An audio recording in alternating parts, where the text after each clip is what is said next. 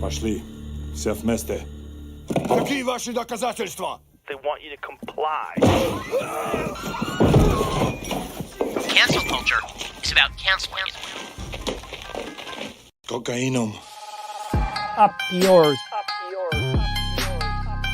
Woke moralist. This is systematic bullying that's happening.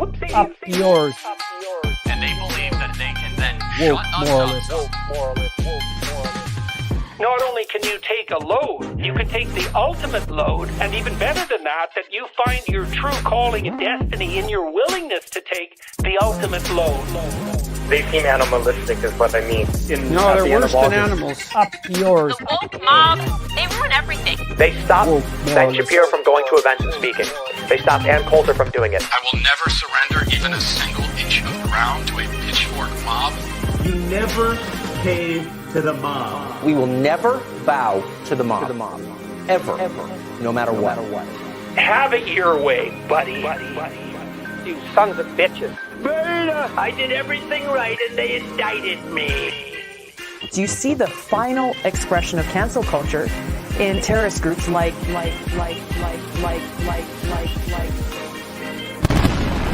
We'll see who cancels who.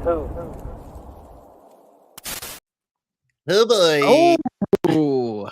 Oh boy. Lots of stuff happening.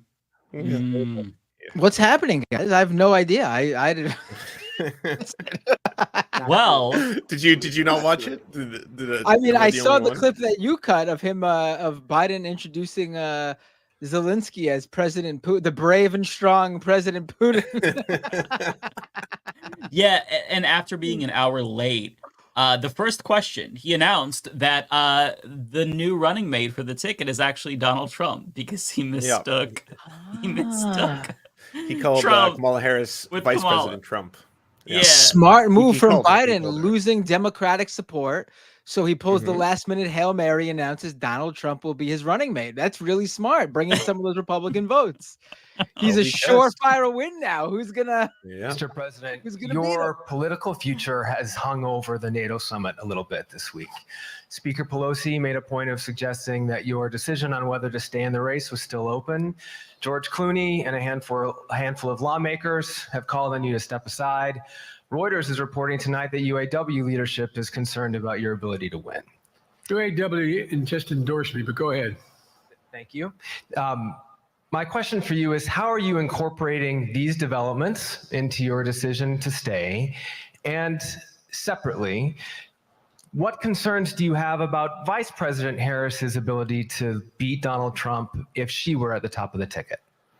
Look, I wouldn't have picked Vice President Trump to be vice president, but I think she was not qualified to be president. So let's start there. So, oh my God. Ooh, did he correct himself? He did not that time. No. Let's get the Zelensky one.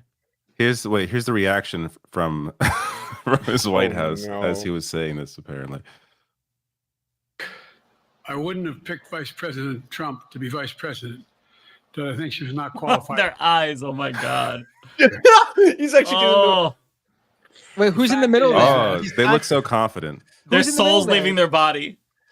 Wait, go back and replay. I'm glad to this one. see Who's uncomfortable in the war middle criminals. I don't know. You could see Karine Jean-Pierre to the far left, by the way. So let's start there. Yeah, he's Number like one. That guy in the middle is The fact is contemplating what a that- Vice President Trump looks like. Who's that? It looks so familiar. I'm forgetting his name, but yeah, he's contemplating it. Oh man! Wow! Wow! And then this was earlier in the day. Hold up. Now I want to hand it over to the president of Ukraine, who has as much courage as he has determination. Ladies and gentlemen, President Putin. President Putin. You can beat President Putin. President Zelensky. I'm so focused on beating Putin, we got to worry about it. Anyway, Mr. President. I'm better. What? You're doing great, sweetie. You're doing great.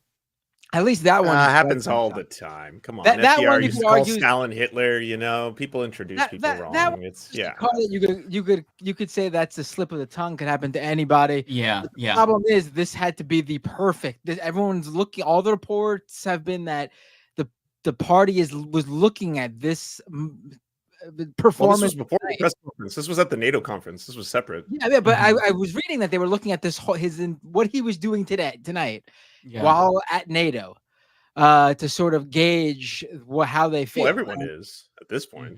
Well, I mean, what was there anything else? Did we get anything else out of it, or those were the two big moment. Oh, there's a lot from the press conference that just happened. Yeah. Your opening answer, you referred to Vice President Harris as Vice President Trump.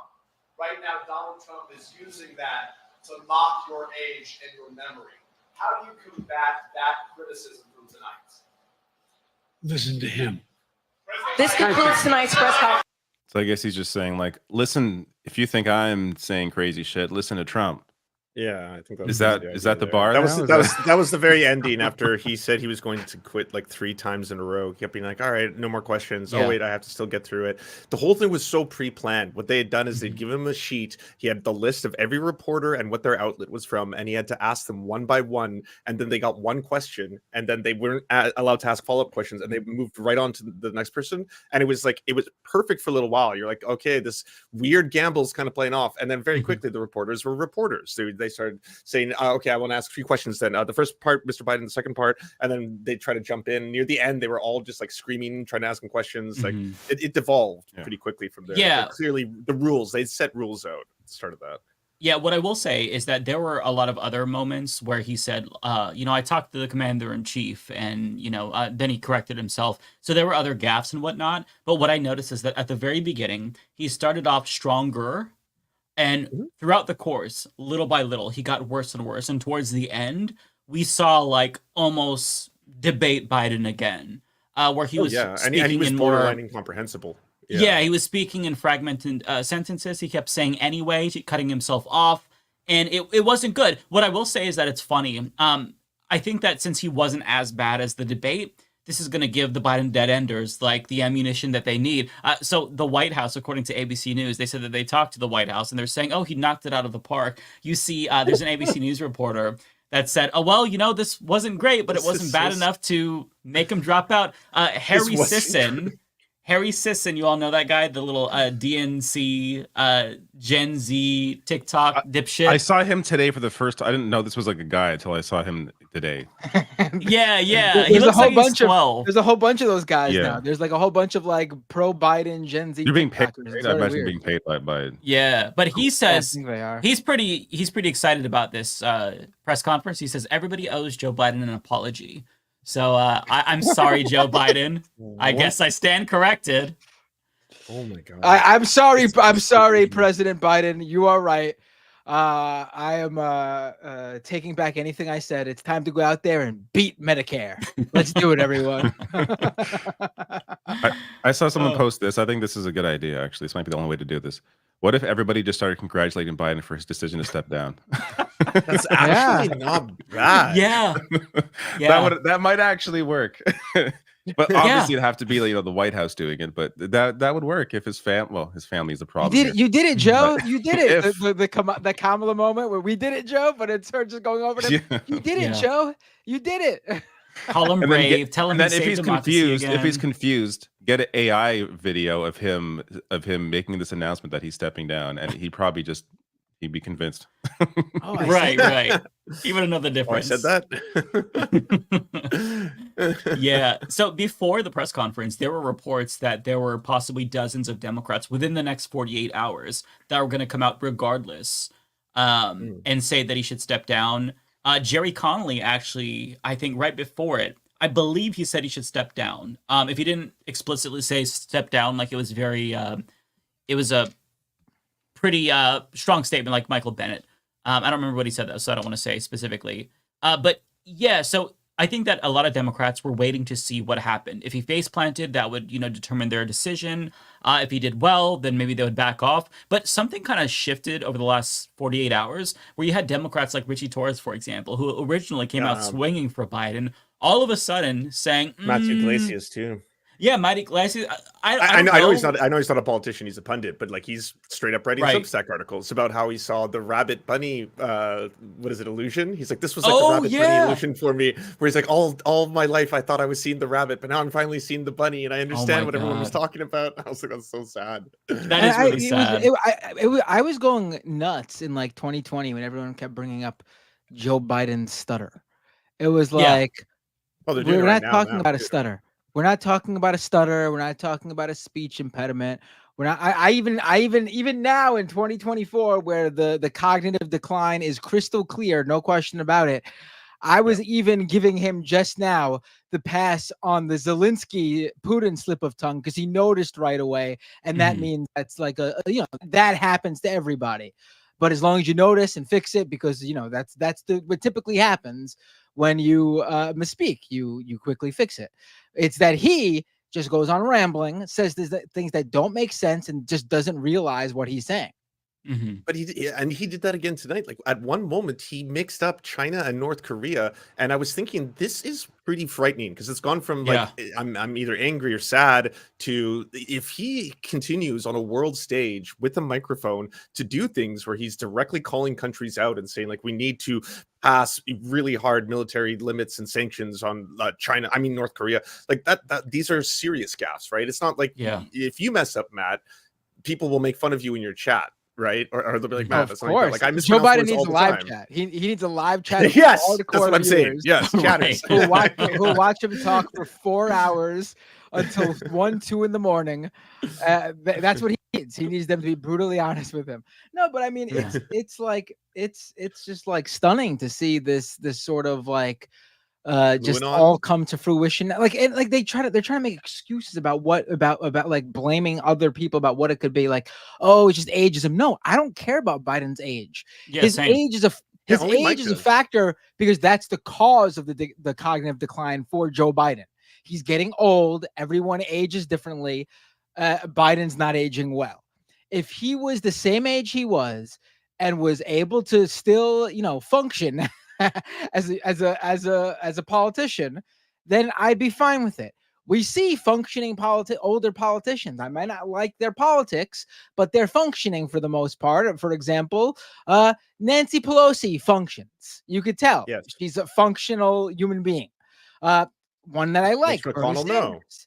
He's a functional older guy. He's totally able to talk. If Biden was like Nancy Pelosi or Bernie Sanders in terms of being able to do it at his age, I'd be like, yeah, it is ageism. He's old. He could do it though. That's not what we're seeing now. This is edging closer and closer to Dianne Feinstein territory. Yeah. Also, we kind of have breaking news from a few minutes ago. This is from CNN. So apparently Obama and Pelosi have met privately to discuss this.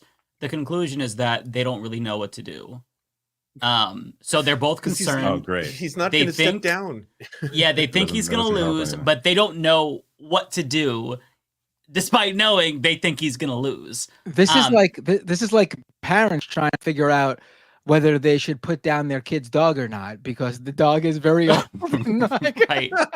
Like, should we let it play out and see what happens? Or should we put him out of his misery now? But little Jimmy's gonna be really sad and upset right now. Or do we wait till it gets really bad and we watch little Jimmy lose the good memories he had of the dog? I mean, this is literally how they're talking right now. The problem being, of course, the balance of the world is like is in play here. Like this isn't just like little Jimmy and his feelings. The problem in this scenario is that Biden is both little Jimmy and the dog. They're trying to figure out how to break it to him that they're putting him down. I mean, everybody has to talk to him like he's a child. Like before they say something even tepidly critical of him, they have to say, well, Biden is a decent man. He's a great president. He's changed the world. He's saved democracy, but his brain is melting out of his ears and maybe he should step up. Like, they always have to preface it. And it's just like, I think the reason they're doing that though, like someone like George Clooney, for example, they're doing it because they're speaking to Biden. Like they're trying to get him. Hey, friend, please. I love you so much, Fred. You're a hero. You're amazing. Can you please not run because you're going to destroy the planet if you lose to Trump? Yeah. Did you see the conspiracy theories that apparently it's not Biden, it's that CNN and ABC have been manipulating his voice and changing it to make him sound Oh, nice. I saw, hi, I saw Rebecca. that. Hi. Rebecca, Hi. what are your I'm thoughts listening. on the press conference? I didn't catch it. You missed it. Biden redeemed himself entirely. He was cogent, presidential. He's articulate. ready. No, because I heard you guys talking, and I saw a little bit of the chat, and I'm so sad that that happened. He called Kamala Trump. You said? Yeah, he called Kamala Vice President Trump. I'm so happy I picked Vice President Trump. She left. Oh, we just lost her already. No, there you are. Look, lost me. But I heard you. He called Vice President Trump, and didn't. But he corrected himself, right? He corrected. No, he corrected himself when he called Zelensky Zelensky himself on President President Putin. Calling Zelensky. He did call. He introduced Zelensky as President Putin, and then corrected that. I gasped when he called Zelensky Putin. I was like, yeah. No. Yeah, that's really embarrassing. And everybody acted like it didn't happen. Well, I mean, he corrected himself in that one, right? With the Vice President Trump thing, he has not. Well, I mean, everyone's basically showing the clip because it's ridiculous. How long was it? The whole press conference, about 45 minutes around there. After being an hour late, by the way. Yeah, they were like a half an hour late at least. Oh, whoa! It's basically two Biden years. Dang, it's really bad out here. This is giving a lot of. I hate this, but even with all of this, it's just like it's all bad. It's all bad, but it's all bad. It's all bad, but we still gotta vote. I do, by the way, have the reaction from NATO leaders to when he said that. Oh, I saw this. Yeah. Pay attention to Olaf here because he has the strongest reaction. Let me. I can't hear the name Olaf and not think of the talking Frozen man from Frozen. Yeah. President Putin. President Putin. What? I'm on President Putin. Oh. President Putin. I'm on President Putin. Look at his. They're just like, oh fuck. You can beat President Putin. I was so focused on beating Putin. Oh I'm my so sad. god! I feel like he should have been really embarrassed. Like he didn't seem embarrassed by that. You know what I mean? Like anyone, like he should be really fucking embarrassed. Wow. The fact that he isn't, to me, shows how big his fucking ego is. Yeah. Like, Well, I mean, you don't even realize. At the age how where you embarrassing poop you your are. pants, I'm thinking this is the least embarrassing thing you can do. It's kind of like if he plays on the mistakes each time, everybody's gonna be like, see, even he knows. So he has to be this way because he's still continuing to run. So he has to act like this stuff is not bothering him. I guess it's just. I don't know. I just He thought has there to was more of drop a out. tell. I guess at that age, he has- it's hard to be embarrassed by anything once you're that old, anyways. I mean, literally, who cares? I mean, old. Have you met really old people? When I they just know. don't give a shit. They're never And they're embarrassed. just like- so I don't even know what I'm saying. they're No, I've never seen an rude. embarrassed old person. They're just supposed to like be the advantage. I think. tearing through public. They just Yeah. walk through the middle of the street, expecting all the cars to stop for them. And Yeah. they're just like, "Fuck it, I'm old." But they gotta get across the street, and people gotta stop. True. Running shit over with their mobility scooters, like the fucking end caps at the stores. Oh my god, you guys are acting like old people are the devil. Look, if you worked in retail, Well, I I'm know just you, saying. like, you I'm can't just stand them. thinking of everybody watching who is leaving now because they just think we're being ageist. Yeah. We're just We're joking. Yeah. I know. Well, no, I know none of you I can also- take a joke. I know no one over I 60 can also- take a joke, but we're Binder joking. was right. Binder, Yeah. no, but Binder's right. This has nothing to do with ageism. There's plenty of old people. Exactly. You mentioned Nancy Pelosi. We all hate Nancy Pelosi, but Nancy Pelosi can speak in full sentences and finish thoughts. Those are two very important things. She's right? actually isn't very about, Waters. smart She's about a so strategy. pushing. yeah. Yeah. It's You're not right. a speech impediment. It's Oh my not that he God. stutters. You know, like that would be honestly, you know, with all things considered, lovely. Compared to, I don't know where he's going to finish his sentences, and he's talking about world leaders and very serious conflicts right now on NATO stage. That's like I don't know. It's scary. Yeah. You brought up Maxine Waters, Rebecca. The fly girl, yeah. I have to play a clip. I'm trying to find the link right With her now. wig, fixing her bang. That was the cutest thing It I've was ever the cutest. seen. She said, it's not giving on this side. Let me go ahead. And still came back and answered the question fervently and complete. And, I think she said she's 4 years or 3 years older than Biden. A couple of things to say on that, but I won't. But old people or older people. Yeah, you can't use that. You can't use that though. You can't be like you can't be joking and speaking completely fine and chilling with people half your age in interviews and then point out that you're older than Biden. That's giving the opposite. That just shows just how bad he is. Yeah. Exactly. And she was basically saying that because people were saying that because of the age itself. That it's not. So she was saying, well, I'm this age and I'm still moving around. So it's not the age. That's what she wanted to. So she was actually knocking by. It wasn't that she wasn't, but she was in an interview and she was saying like people are saying that these people are at this age. They can't move. She didn't do it in this interview. She was on a panel, but this one is this is a cute little. This is just her being literally the most adorable person on the planet. She's so cute. Listen.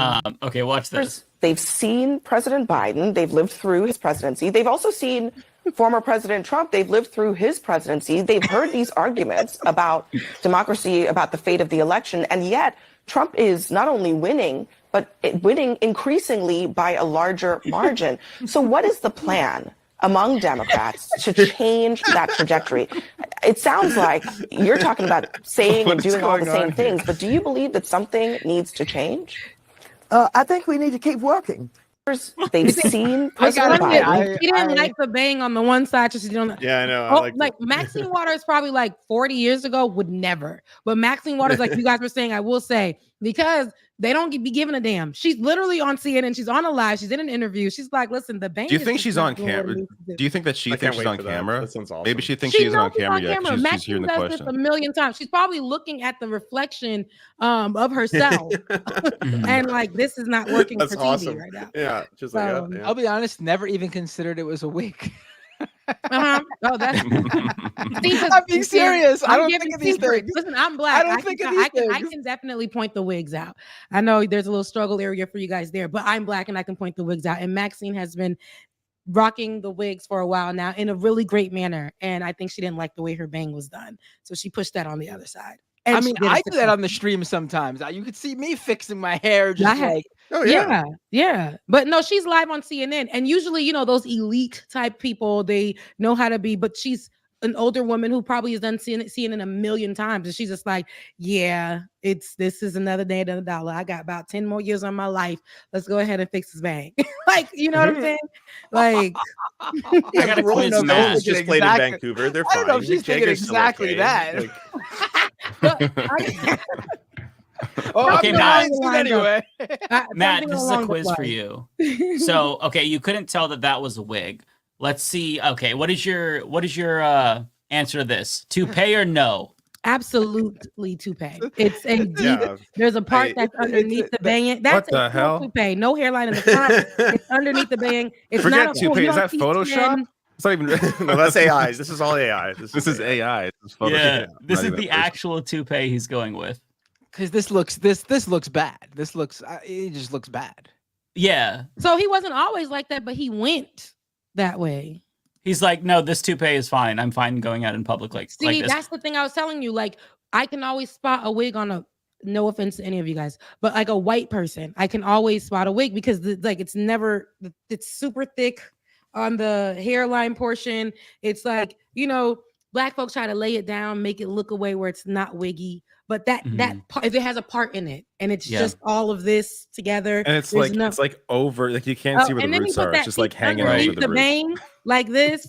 No, they think that they could pull off the hairline of like an 18-year-old. I want to go back to when I was younger. It's like, okay, that makes it unrealistic. You can't look like that anymore. So if you're going to try to pull off a toupee, which you can't, but if you're going to try to pull off a toupee, then you have to at least make it realistic. Push it back a little bit.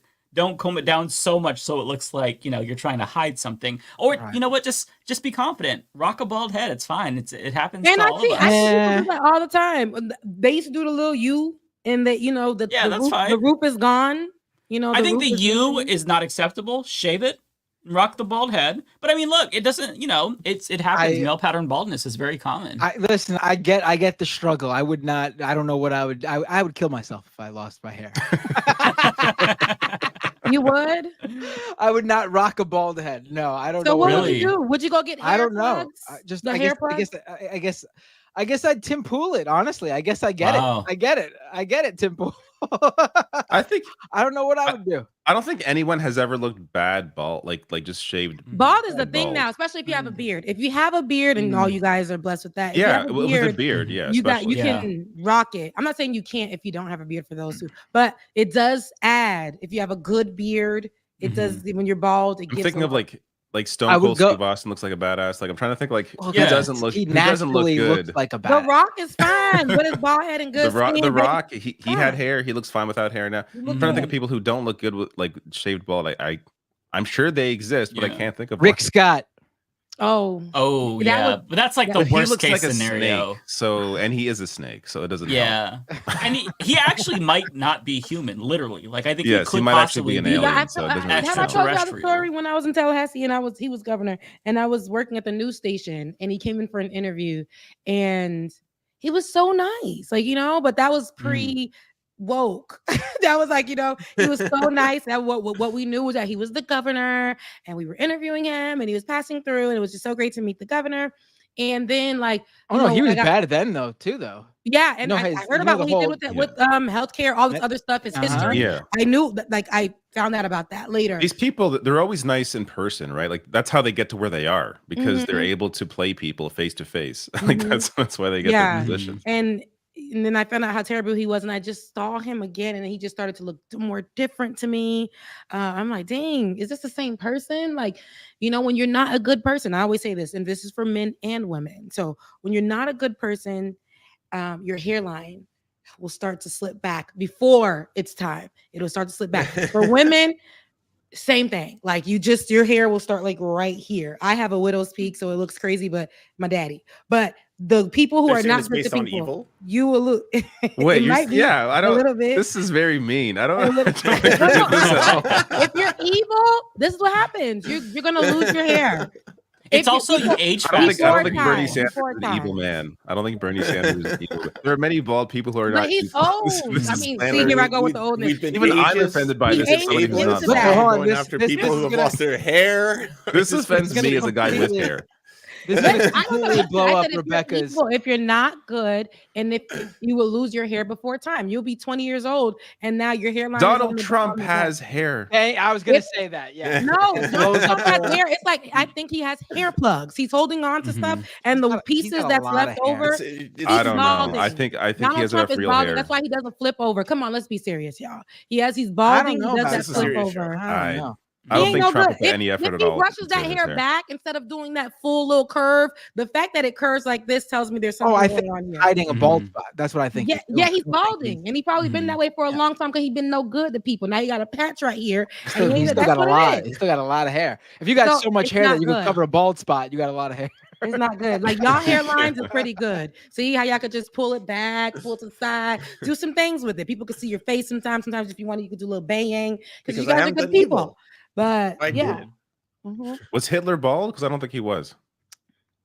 Oh, was he baldy? I think this breaks. But didn't he die early? Didn't he die early? Well, his thing was that he was bad at art. He wanted to be a painter, and he was terrible. He was a shitty artist. So there's always some curse that you get if you're evil. Mike, it's gonna come in your life some kind of way. Yeah, yeah. The overall premise that Rebecca is what she's saying is true. Witchcraft shit. Sure. No. Yeah. Yeah. I'm Haitian, so don't get it twisted. There's a clip of Kamala Harris that someone shared that I just feel like maybe we should just let's play a Biden clip and then this Biden clip again that we played earlier since Rebecca missed it, and then I'll play this Kamala Harris clip as a back to back. Yeah, the juxtaposition is honestly stark, and it's crazy how low the bar is.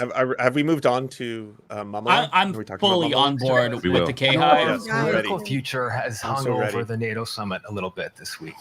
Speaker Pelosi made a point of suggesting that your decision on whether to stay in the race was still open. George Clooney and a handful of lawmakers have called on you to step aside. Reuters is reporting tonight that UAW leadership is concerned about your ability to win. UAW just endorsed me, but go ahead. Thank you. My question for you is, how are you incorporating these developments into your decision to stay? And separately, what concerns do you have about Vice President Harris's ability to beat Donald Trump if she were at the top of the ticket? Look, I wouldn't have picked Vice President Trump to be vice president, but I think she was not qualified to be president. So let's start there. All right. So there's that's Biden. Here's Vice President Trump. Right here. Oh my God. Some of you, of course, have heard. Audios through one. Created a 900-page blueprint. I can't hear a word. The audio. It's only through the left ear for some reason. So, Biden is much louder. I don't know what you're talking about. She can't do it. Okay, this is a bad clip. This is a bad clip to use because probably half you can't hear it if your speakers aren't working properly. Yeah. But I'll find a better clip. Point is, Kamala Harris is better. I mean, of course, in case anyone's wondering. she has more life. She has more. I don't really care for her either, but she has more life. She is a better option. She will be a great successor. But okay, for him, go ahead. No, I'm sorry. No, continue. I'm just sorry. Continue. But for Joe Biden, he's not. And like you said, it is ego, right? He feels like he said it, so he has to fulfill it. Up then. Is that good? I can hear that one. You hear that? I'm not sure. Yeah, that one does sound good. I'm not sure if this is recent or not. I can just play. That was better. We just need to hear from Mamala right now. I'm not even sure if this is recent. Let me just. The whole world needs it. Yeah. Oh, it is today. Okay, this is from today. Where is it?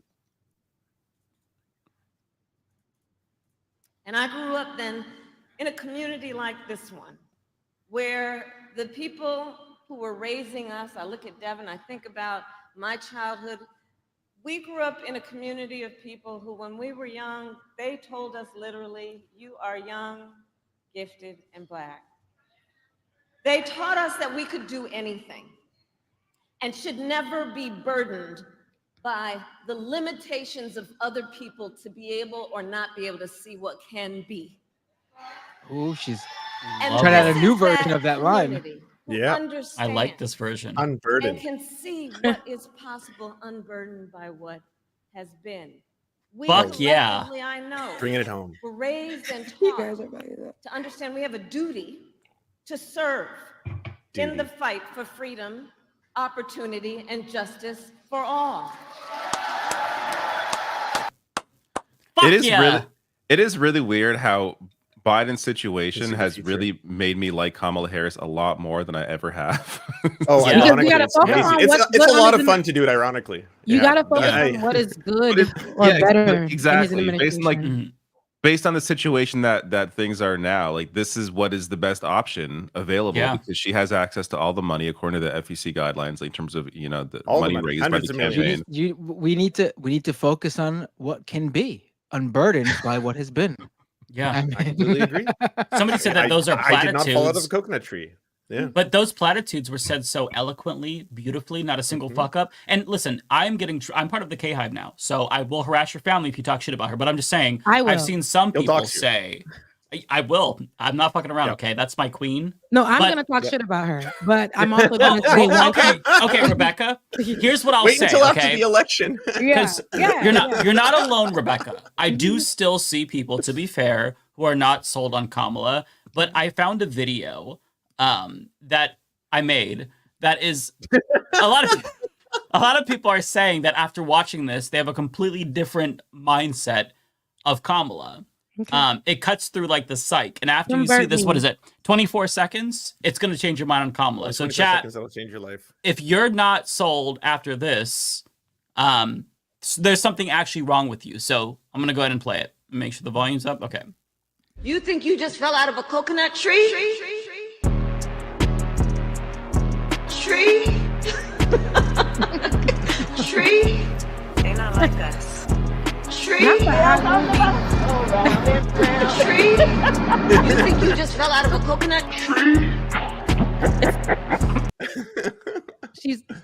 What did I say? You are What did now I say? unburdened by what has been. Yeah. Jesus, yeah. right? She gets Right? that. I'm She gets convinced. it. You know, ambiguous. I think at this point, America deserves it. The world deserves it, honestly. I want to have a world in which there's an American president who just knows how to have a good brunch, enjoy a good brunch, and is only a mimosa away from making a good decision and opening her heart to the world. That's how I feel about her. She was on, and they had her, which I didn't love that they had her on the BET Awards. I saw that. That was pretty cringe. It was cringe. super, that whole 100% cringe. But I did like that they had her on there while they were talking about Project 2025. So for people to understand, why should we be voting, Democrat right now? Why is it important that we do that? And why, if we don't like the administration how it is now, why is it important that we do that? So being able to educate in that moment and then see Kamala, on there, it's crazy. It's just ridiculous. But she was on there and it was super cringy. But that maybe will pull people in by her, I guess, like how she talks and how she usually talks and throws some kind of AAV. I don't know, but she does that often. But when she says she's outside, she be working. She said, "I'll be outside." We don't see you, sis. But it's that type of that vibe. We want to know. I guess her showing up now and is going to be important because people are going to want to hear more from her, what her duties actually are, what she's been doing, what that's going to look like. Her behind, about to say Trump. Her behind Joe Biden. People are going to want to know more and see more. And I think that will help people to vote for Joe Biden. And I say this because we're all up in arms about it. We all are seeing the same things. We all are stressed about it. But the only reason why we want that administration to stay in is because it gives us more room to be able to work with cleaning up an administration, bringing in somebody else that fits the job in 4 years. If we really put in Donald Trump, who has a bald spot, okay? We know he got a little hair, but he has a bald spot, okay? And the fact that we put him in place, knowing what he is capable of, what he has done, what he has already put in place from that Project 2025 spreadsheet, okay? What he's already been in the works doing. Imagine 4 years of that again and what that would look like for us. I just don't see the Democrats as doing anything to try and stop him right now. They seem like they're running around like headless chickens. You know who is stopping Project 2025? Gay furries. Shout out to the gay furries. Yeah. I salute you. You're doing excellent work. Well done for taking down the Heritage Foundation. That's real work right there. They're doing direct practice. But we need more people like that. And you're right. Democrats aren't doing anything. More gay furries. I agree about it, but yes, but gay, the gay. See, now y'all, but no, we need more gays. We need and gay furries, all of it. But the world needs more gay furries. We need all of it. Whatever it is that's doing better, we need that. But the reason why more of those people will push for stuff like that, we can have those people continuing the fight. Donald Trump will mute those people. There will be no option. They will literally remove. We will start seeing stuff that we thought was never possible, quietly happening. And I hate both options. I can't say I hate. One is worse than the other, but the age thing is an issue. But if there's Kamala behind him, holding them up, wheeling them in, sign the paperwork, holding his hand while he's doing it, that's all right. Like she got a little, she's younger, she has pep in her step. She, hopefully she has vision. What we'll see in the next few months is that there's a vision there. If it would be her to become possibly president. So she has the potential to turn this around if she plays her cards right. If she distinguishes herself from Biden on Gaza, and really set she has a hard. She won't do that as long as she's the vice president. She's not right. She won't do that publicly anyways. There's been if she tries privately has a different called for a position. ceasefire, and she did that before any Biden or anyone else did. And then she did say right after she said we demand a ceasefire for 6 weeks. She added for 6 weeks afterwards, but it's better. It's like that's everything about embracing Mamala as the new world lord and savior. Is that it's just slightly better? It's not as horrifying anymore. It's sad that the bar is so low. Where we're like, 8 years ago, we're like, yo, we could get Bernie Sanders. It's a progressive president. Now we're like, literally any corporate Democrat that can complete a thought. Pick a name out of a fucking hat. Like that's I've how been saying, bad it's gotten. I want LeVar Burton and Danny DeVito dream ticket together. Go do it. President LeVar Burton and then Vice President Danny DeVito. Go make it happen, world. You know, like that It's sounds so beautiful. sad. Come on. See, our whole, it's a joke. Mm-hmm. It's a joke. Our It is. politics are a joke. Like what's supposed to be upheld with honor, it's a joke. It's a joke. This is what we got. People around the world, I mean, they got some other stuff going on. We saw what was happening in India as well. But like, it's a joke here. It's not. And then for us to act as if we are the best in the world, absolutely not. Oh, I just want to share this proof of collaboration between Putin and Trump. Oh, that's amazing. By your logic, said that Biden is the first candidate with all status effects. Yeah, I saw that. Applied. Yeah. All status effects applied. Oh God. Oh so, no. So you guys are gonna vote, right? Not y'all, Lance and David, but Mike. Reform agitators. Oh, I'm gonna find a way to vote. Oh yeah, we're gonna vote multiple times in multiple states. You'll see. That's right. You guys are gonna vote. If I, I'm still thinking about what to do. But if I was in a battleground state, a swing state, obviously. Apparently, you're entering a battleground state. Politico says. New No, York's it's gonna be on not. the table. they're talking about. I think it was They're a down ballot, poorly right? That'd be written. I think crazy. it was a poorly written piece because what they mean is, Biden at the top of the ticket is going to hurt Democratic House candidates who are running in more conservative districts. Because as you'll recall, during the midterm election, New York Democrats managed to really screw it up and lose in areas where they should have won that were trending a little bit more conservative, but still they should have been able to pull it off. Yeah. Oh, like Biden's not going to lose New York. Yeah. He's not going to win Michigan. Yeah, it's just if you look at the aggregate polling data from all of the swing states, he's down in every single swing state.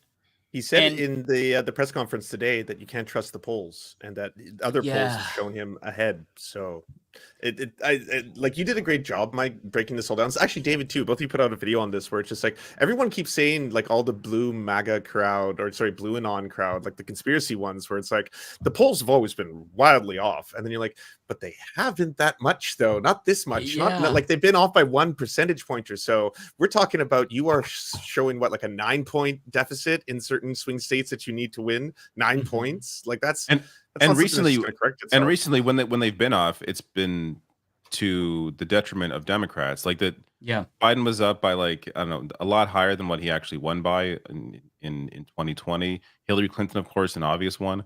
The midterms were closer, but when it comes to like the election for president, it's been the polling has appeared to benefit Republicans in that it undercounts the turnout for them largely, or maybe it overestimates what Democrats are going to do with the turnout.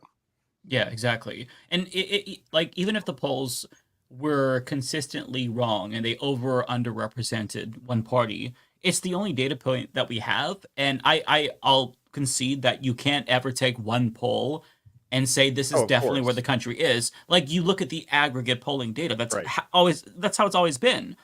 So the fact that Joe Biden says don't trust the polls and now Blue Anon is saying we don't trust the polls, that is dangerous because we already have a cult on the right where Trump says, oh, the election was stolen. Then they say it. He says the polls are fake unless, it's one that he likes. Then they say it. We can't have that on this side. Like Democrats are supposed to be the pro-science, pro-data side. And now to hear them, not be able to fight through the cognitive dissonance and say the polls are fake as a means of coping, I'm sorry, that's just so dangerous. You can't do that. Like the polls, for the most part, they give you an indication of where the country is headed. Even if you think that the polls are always wrong, which is not the case, they're relatively accurate. But even if you think they're wrong, it's still a snapshot in time of where the country is. To disregard that is so reckless, especially when they all say that this election, there's so much at stake. Well, then take the polls seriously. And listen, you have to have a plan, okay? And that's part of the problem. Biden does not have a plan to turn things around. So instead of trying to say, here's what we're going to do to change things, he's just saying, the polls are fake. Because that means you don't have to come up with a plan if the polls are fake and you're not really behind. He doesn't even believe that his approval rating is super low. He said that in the George Stephanopoulos interview. Extremely dangerous times, because we're seeing the Democratic Party, at least a sizable portion, devolve into a pseudo cult of personality, which not something I ever expected, but Biden was saying in that interview that he's the only one that could do this job. Like, who else could keep NATO together, and who else could do this? Like, that is literally Trump shit. Narcissism. Right. Narcissism. Like, only I can accomplish that. Like this. But It's he just, said, that's the arrogance that you were talking about. But of course, because he feels like he said he was going to do it, so he has to do it. It would be nice if he put somebody else in place, but I think we're just so far in, and we know he ain't going to do it, and he's deteriorating.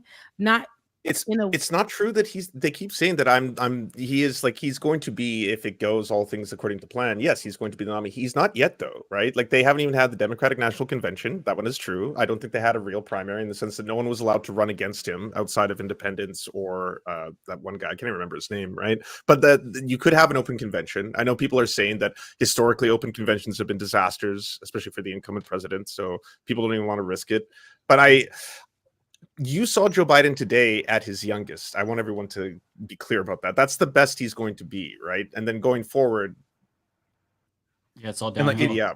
for me, it's not even about there's a staff that does a lot of the fucking work. Like, I don't even. It's even less about like him as president. It's more about, I don't think he can beat Trump. Like he can't campaign. Exactly. And like that's the issue here. Like, people, like I don't know. I've seen like comments on some of my videos where it's not the majority, but a few people who are like the Biden diehards are like criticizing like any criticism of Biden, but it's not that he can't. No, he probably can't do the job either. But that isn't the problem here. The problem is he can't campaign. The problem is he cannot win the election. Like, that is the problem. I think what some people are just fearing is because America's so dumb, and so what people are fearing is that if it's not even, because I don't care for Biden much. I don't, as far as his administration. I don't, and I'm very vocal about that, as well as, but I'm not going to say he hasn't done things that have been way more positive than Donald Trump. But it's the fact that if we could, because there's such a short time from here until November, and if we focus on what we know are facts, is his age and how he is not the best in presentation and speech, but we know that as far as his administration versus Trump's, it would just be having him in there will give us at least some wiggle room for us to hold them accountable when they get in office, and for us to clean house and put somebody else in there that's better. Donald Trump and his crew and his Nazis, because if we continue to have the conversations this way, the reason why people are saying this or being like, please don't focus on those talking points, is because it's like, America's dumb. They will sit there and be like, yeah, I agree with that. So I'm just either not going to vote, or I'm just going to vote for an anonymous, stuff like that. But the votes are going to be super duper important. Although right now we know that a lot of people, once they saw that debate, they were like, immediately, I have to vote for Donald Trump because Biden is senile. Like, that's what they were just like, he's just incapable because he's not presenting well. When in fact, it's his administration that's going to be the running stuff, right? That's usually how it is. But it's just, America is literally so dumb. They won't go do any research. They won't go really have their own thinking process. They're just going to stick to the facts. Yeah, they're just going to be like, well, Trump, he is bad, but he can talk, and that's enough for them. Yeah. I think all y'all Americans, though, you should realize that this is kind of a uniquely American thing. The I rest feel like of you the call world, me a curse word. Oh God, no! All y'all No. Americans, what you call me? No, that's not Is that a flirt? No, it's that other countries are not in a perpetual election cycle. We're not always every year thinking about what's happening in 3 years when the next presidential election has. In Canada, we throw an election in a month. From announcement to election, done. In the UK, that was 2 months, announcement to election, done. Right? In France, look what they were able to do in a couple weeks in terms of navigating and moving parties around and getting parties to drop out to block the far right. 2 weeks. Y'all have 4 months to potentially select someone stronger than what But Joe we're not Biden gonna is do right now. right. America is done. It's literally Well, it then just giddy up. we're not gonna do right. We're not gonna come together just figure it out. And it's either the left or the right. We just gonna be so separate. It's gonna be somebody being like, "Well, I don't want to wear that green T-shirt, so I'm not gonna." Like it's that kind of vibe. Like it's literally that. It's the smallest things. They're not gonna focus on the bigger picture. So we can't even try to commune together and get somebody in. Like That's and why vote on that. that's why the only out here is that Biden has to decide to not run. That's why there's so much there's this attempt to pressure him to be, and ultimately I think Kamala Harris just makes the most sense. Like that would It's be just the easy. yeah, Gets it's the just money. easy. She gets the money. There's less of a fight or less of She's an unburdened argument by what about has been. why she deserves it. She's the vice president, whatever. Like so I don't think she's the best candidate probably, but I think she could beat Trump better than Biden can.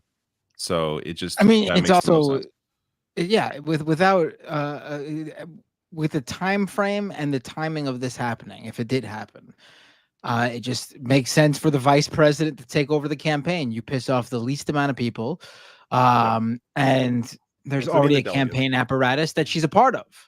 You keep the money, the hundreds of millions of dollars they've already fundraised, so you'd have that as well.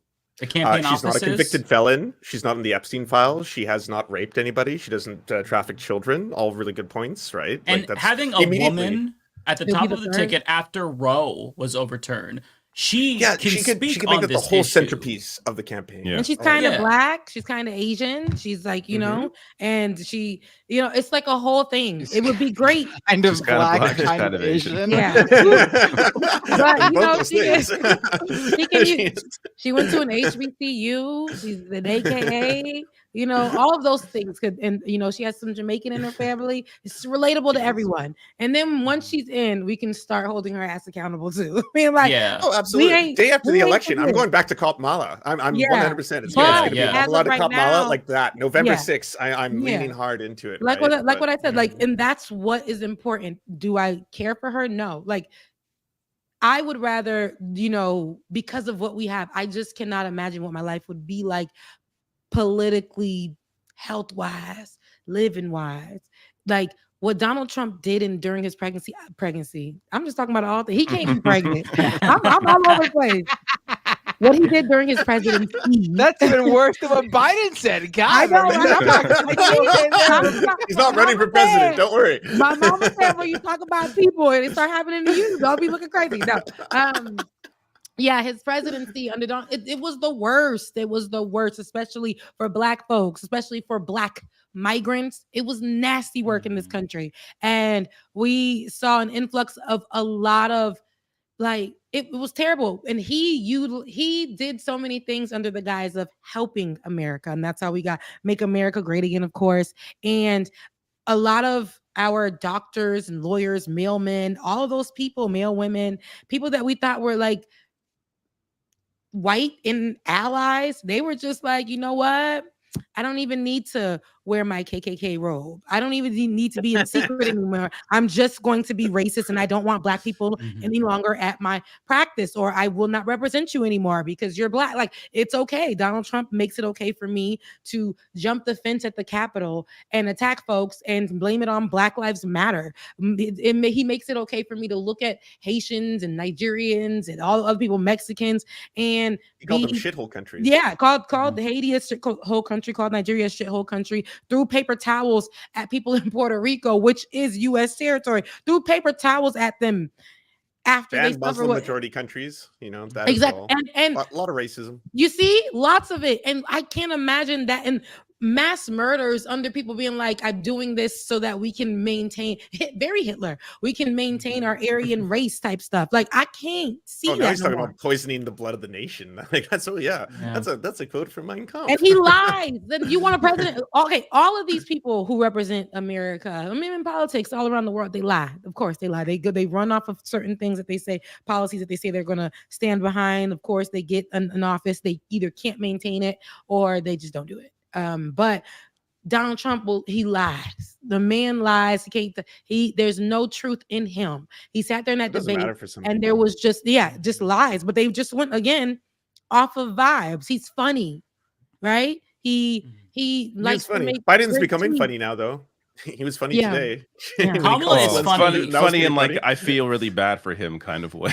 Yeah. not funny. I don't think Not that quite the same. Democrats understand that Kamala, like if you just look at Kamala, like up until this point, like she has gaps and it comes off as cringe. But like a lot of Americans, once you flip, once you embrace her, you let her into then your it's heart. just, oh, she's a dork like me. She's a character in The Office. She's Michael Scott. And Americans might find that endearing just because it's like, oh, okay, she's kind of like that fun auntie who, you meet and sometimes she says some things that are a little bit questionable. But like, I think that the thing about but she's a lot happier after the right combination of Xanax and like brunch. Yeah, and just like she's pleasant to be around. She always looks like she's on Get that something for cocktail. me when we see her. But right now, I'm not going to be too judgy on her. I'm going to keep anyone but Biden, honestly, can do what Biden cannot do.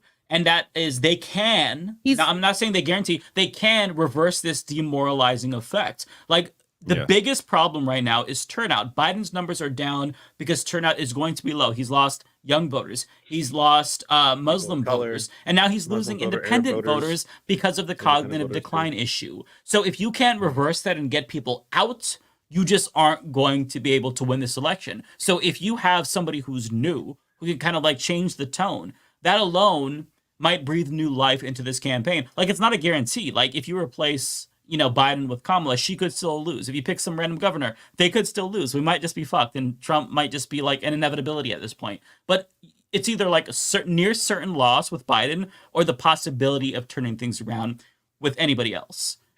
So that's my estimation at this point. It's kind of like, if it's Biden, it's bust. And they have to do something. They can't just let that happen, especially if they think that Trump is an existential threat. Now, what's interesting is that Ezra Klein, I'm not sure if you all saw this, but he was on a podcast with Tim Miller, and he says that some of the Republicans that he's talking to, Democrats he's talking to, and I'm paraphrasing this, they admitted that they don't actually think that Trump is an existential threat. Because he was like, well, why aren't Democrats acting like this is an existential election? And, if they believe democracy is at stake. And it's because they don't believe that. Some of them are like, I'm fine with a Trump presidency. Now, you are learning that Democrats, some of them actually do want to win. Those are the ones that are speaking out and saying, hey, we need a new nominee. But there is a large number of Democrats that actually genuinely don't care about winning, because if they're not in like one of these swing districts where the top of the ticket really can fuck them over and they're just kind of in a safe seat, then it's like, well, you know what? If Trump's in office, I can fundraise off of that. I can send emails. So they don't care. But to me, like, I've kind of like, my view of electoral politics has changed completely. I don't view electoral politics as a vessel for like progressive change. I think that occurs, or radical change, exactly. That occurs from the bottom up, unionization, lefty organizing. Really, all that electoral politics is useful for at this point, at least at the national level, is just stopping fascism. So, I mean, if it comes down to it, then if we have to weekend Bernie Biden across the finish line, I'd prefer a dead Biden to a Donald Trump, as sad as that sounds, because the bar's in hell. But like, as long as you block Project 2025, then there's at least more of a chance to continue to organize and whatnot. But like, if you lose what's left of democracy, then things just deteriorate faster. And I understand people that say, it's not even a democracy. I absolutely understand that argument, but you will notice the difference when you lose what little democracy we have left. I'm talking about civil rights, civil liberties in particular. Civil rights are on the chopping block, of course, but civil liberties, that affects not just marginalized people, that affects white people. If you're a Democrat and you want to protest, you start losing that quickly. I mean, there's already ways of like trying to restrict that when it comes to BDS, but like, think about that on a bigger scale for more issues. If all of a sudden Trump is saying, actually, you can't criticize me. Like, these are things that happen when a country slides into authoritarianism. And it's not going to be like, okay, one day we're democracy, the next day we're North Korea. That's not how it's going to work. It'll be much more gradual than that, but you're going to feel it. Like, you'll feel the difference between 2024 and 2027 if Trump is elected. So all I'm saying is that it's bad. It's going to get bad if you allow it to.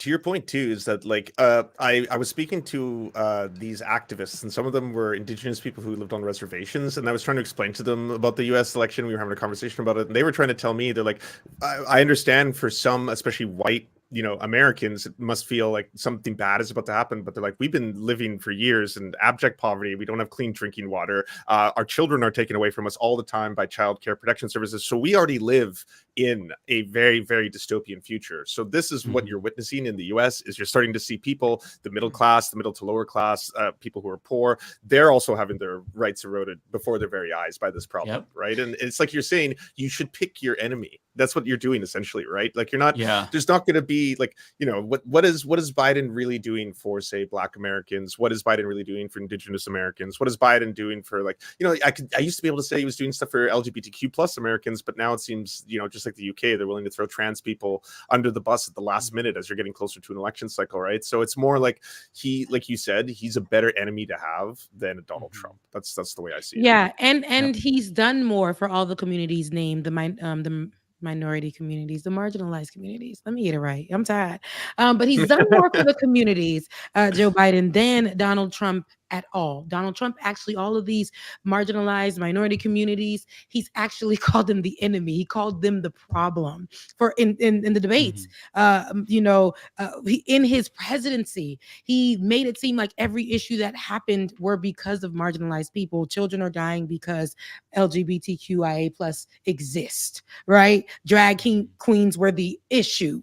Like that was like stupid stuff like that. And his dummies would believe it and go out and go shoot up clubs, right? That's what you get under Donald Trump.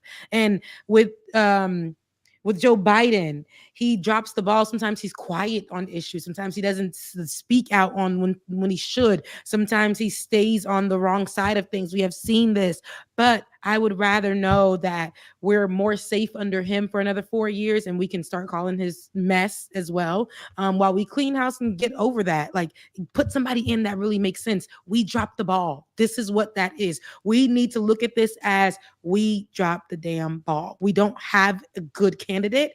This is what we have. So now we got to try to be like, maybe Kamala, maybe this, maybe that. We got to start trying to do math and make it math, knowing that it's not the best, but we're going to try to make it stretch. It's like when you have your last little $10 for your gas tank and you know you got to make it to work all weekend. You're going to make it stretch, okay? So that's what we're trying to do until we get the job done.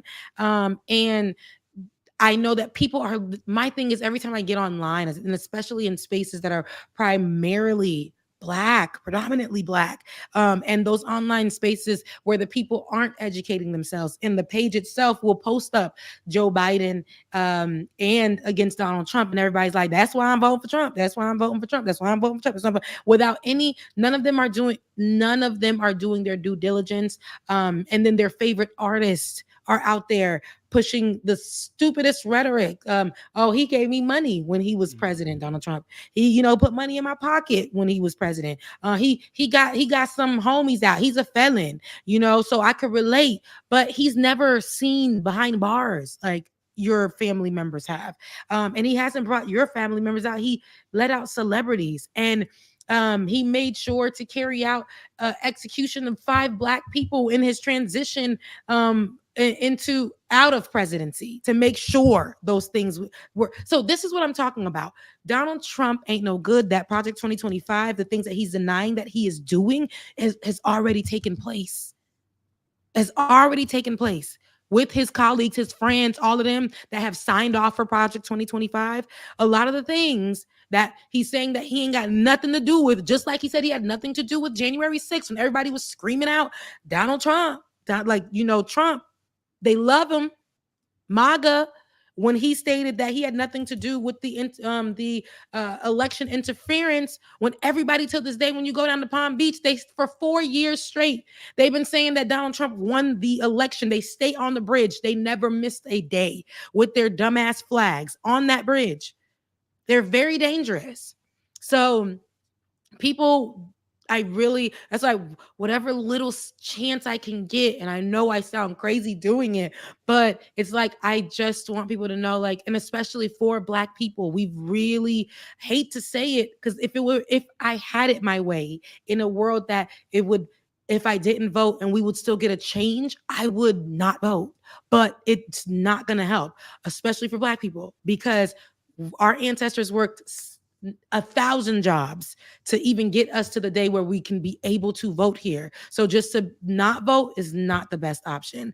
And to also just vote for Donald Trump because those reasons that I stated, which are which are not good, and to not educate yourselves as to what may possibly happen under a presidency again with Donald Trump. Like, it's not right. So that's why I'm kind of careful for myself when I talk about it, because I'm with you guys on how you feel, what you see. 100%, I see it too. I feel it too. I got a lot of things to say about it. I do.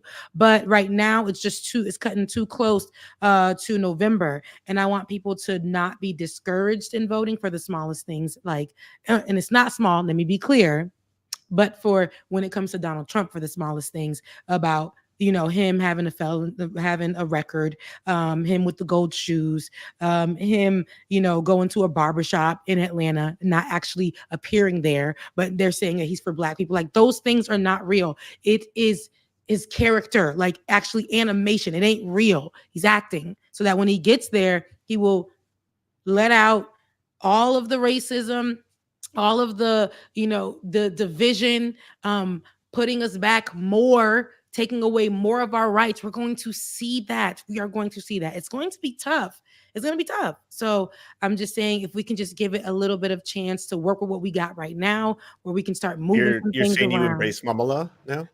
I ain't say that, but I'm just saying that it's, that's where I'm at with it. Maybe not embracing, but I will definitely be there, making Did sure. you watch that, Mike's video again? Maybe. Maybe I don't know. Maybe I'll watch it a few more times before I go to sleep and really focus in and meditate on it. Yeah. Follow the watch back and forth. Maybe I meditate and Yeah. be like, she said she was outside. Okay. Yeah. Be unburdened by what has been. Yeah. Right. Yeah. So I have a report here from Jonathan Swan about what Trump's response is to Biden's press conference. I saw Biden's response to Trump too. Yeah, I saw that too. It already happened? Oh, they're already tweeting at each other. People close to Trump are thrilled. This is from Jonathan Swan. People close to Trump are thrilled about Biden's solid enough performance. It was strong enough, they perceive/hope, to keep his candidacy alive. They foresee a landslide with Biden as their opponent and would rather not have anything happen to introduce risk, change, or uncertainty. The status quo is their clear preference, even if they hardly fear Kamala Harris. So yeah, it's kind of confirming what we already knew, that Trump really does want to run against Joe Biden. They have a bunch of ads, like attack ads, already ready to go. So there's a report from Politico that the Trump campaign and Republican donors and whatnot, they're going to spend $61 million during the Summer Olympics just blasting Joe Biden. And what do you all think that they're going to blast him for? What do you think they're going to say about the Democrats in swing states in these more vulnerable positions? Oh, did they lie about Joe Biden? So apparently that's going to be like the focus. There's a quote from, I think it was Stephen Miller in a Semaphore article, where he's saying that they're going to paint this picture of a conspiracy that Democrats weren't honest about the reality of Biden and how bad he got. And on top of that, you also have the Heritage Foundation. They've already made it clear they're going to sue to keep Biden on the ballot in the event he is replaced, because they want to lock him in. So they want to make sure Biden is at the top of the ticket. Now, what I find interesting is that some of the Blue MAGA crowd, they're sharing that Fox News headline about Heritage Foundation suing as like confirmation that, see, you can't change out Joe Biden because they're going to sue. And it's like, ask yourself, why do you think they are so hell-bent on keeping Biden at the top of the ticket? Ask yourself that question. I mean, it's obvious. Trump doesn't have his VP. Like, the idea that all the tickets are finalized and you can't change it now, like, it's absurd. Not to mention, even more of a reason, I guess, to put Kamala Harris there, because she's on the ticket. So you can't, sue because she's on the ticket. Like, it's, especially if it's like over a health issue. Like, Biden's like, yeah, I can't do 4 more years of this. What are you going to do? Crazy tweets. I saw some crazy tweets about what to send to the Heritage Foundation. Y'all are sick online. It's crazy space. And people were doing that. They said where to send used tampons and napkins, and they put the Heritage Foundation address. The address? It got so many people were sending things. That's all I know. I went to the comments, and yeah, people are crazy. But they was doing it. They was doing that. You said that.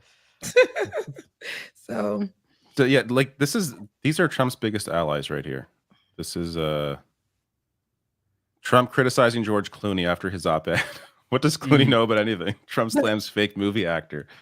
And then He Steve claimed he Bannon. didn't make it in acting. He was like, But he's why never did he made do? a But he said successful movie. Biden should step aside. So why did Trump go after him? Because they want Biden to run. It's They want very Biden clear. to Like, stay. Donald Trump They want Jr. Biden right to now run. is announcing he wants Biden Yeah. to run. They want Biden to be the opponent for Trump. Like I said, Trump is a weak candidate on dying for paper, Biden. right? Like when you look at it, convicted felon, tried to uproot democracy, tried to overturn an election, all over the Epstein files, massive pedo, rapist. Like that's a bad candidate. But so there's a clip. I don't know. Actually, I might be able to find it where Trump calls into Hannity and he's talking about the Biden situation, and he legitimately sounds sympathetic about Biden, because he kind of sees Biden in himself, where it's like, oh my God, they're trying to take it from him. They took it from me. I don't know if this is the okay, yeah, I think this is the clip. Let me share this here. Give me 1 second. Because Trump look, Democrats are like trying to attack Trump right now, saying he hasn't been doing anything but golfing. All he has to do is sit back and watch the shit show unfold. He's doing exactly what he needs to do as a candidate. So this is the interview here. And it looks to me like he may very well stay in. He's got an ego and he doesn't want to quit. He doesn't want to do that. It just looks to me like that's what he wants. I think Jill would like to see him stay. She's having a good time.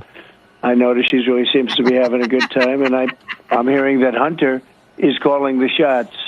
So this isn't necessarily a very positive thing for our country, but I think he, might very well stay in, and if he does, nobody wants to give that up that way. He's going to feel badly about himself for a long time. It's hard to give it up that way, the way where they're trying to force him out. So, yeah, some. Trump understands because he also has a massive ego. Like this is why all these articles are so delicate with Biden's ego. It's like, oh, you're a hero, you saved the country. Like this is the George Clooney article is a great example of that. Whereas like he ends by saying, you're a hero, you already saved the country once. Now can you save it again by fucking not running, please? Like it's just they're trying to be so gentle with him because they don't know how else to get him to get out. They are, but he's stuck. And Kamala is having to say, I mean, we know he paused for about 3, 5, 10, 15 minutes when they asked him that question. We know he just sat there and froze, but he is strong.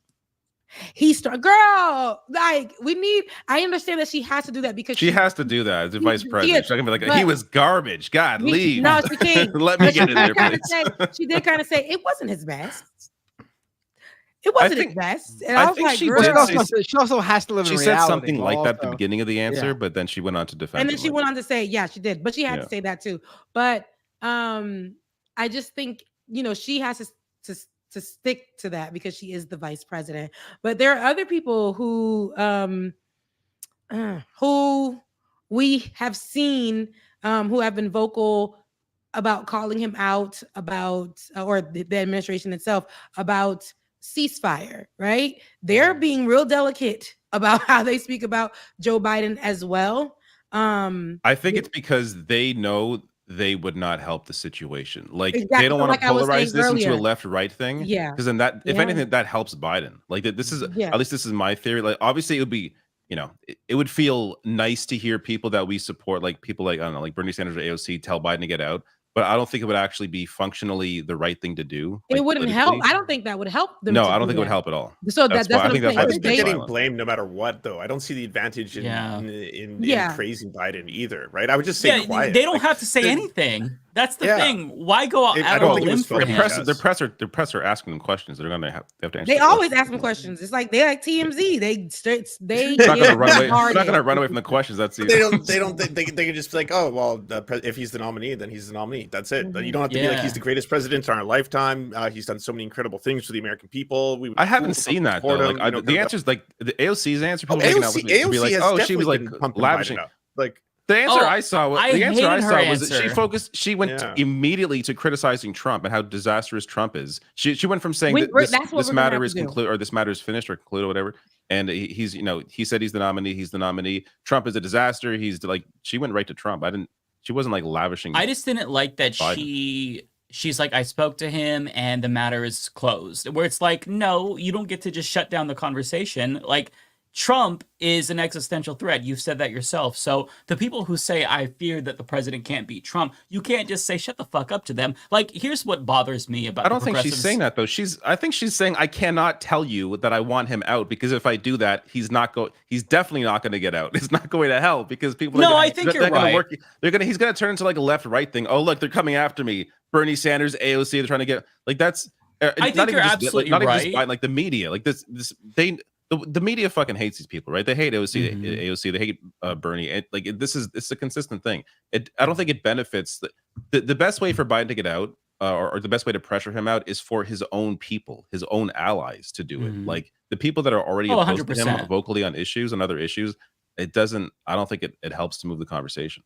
No, I agree 100%. All I'm saying is, if you're AOC or you're Ilhan Omar or you're Bernie, let him sink. He's doing a genocide. Use this moment to push him out. I agree that if they were came out swinging, he's got to drop out, that would help Biden. Because, yeah, it would absolutely be seen as oh, this is another, proxy war in the Democratic Party. So I don't think that they should do that. I think they have to play their cards right. But you don't have to go in the opposite direction and say the matter is closed. It's literally not closed. And I think that it was. I agree with you. When AOC said that, it felt like it felt like a turning point to me, because it's oh, AOC's saying it. So I guess now we're all kind of just he said, quote, the matter is closed. He had reiterated it this morning. He's reiterated it to the public. Joe Biden is our nominee. He's not leaving the race. He's in the race, and I support him. I mean, yeah. I think the reality is that Mike here. Completely. I think the reality is that they believe that, though, and so because they think they see the Democratic Party. What the fuck? In what world does the Democratic Party ever do anything dramatic or drastic? Yeah. Ever. You know what I mean? I think that they're thinking the matter is closed. And at this point, they have to worry about young voters coming out. That's their constituency, apart from their own districts, is young voters. That's what's going to win or lose this election. And they have to focus on not this idea You're not of getting Biden young voters withdrawing, because it's they're not going to happen. Though. They're going to move the focus young somewhere voters else. despise Joe Biden right now. They are very fully which is in opposition to the genocide of Palestinians. That's exactly a crucial role here. Exactly. Even more of a reason to not pile on and try to move them and try to focus on how big of a disaster Trump is. I just think that's I'm not saying it's the correct strategy, but I understand the thinking in them knowing their constituency being younger voters, them knowing how much younger voters hate Biden, how that is the reason why Biden will likely lose. Again, it's not on the voters, but it's on Biden, obviously. But he would likely, he needs them in order to win the election.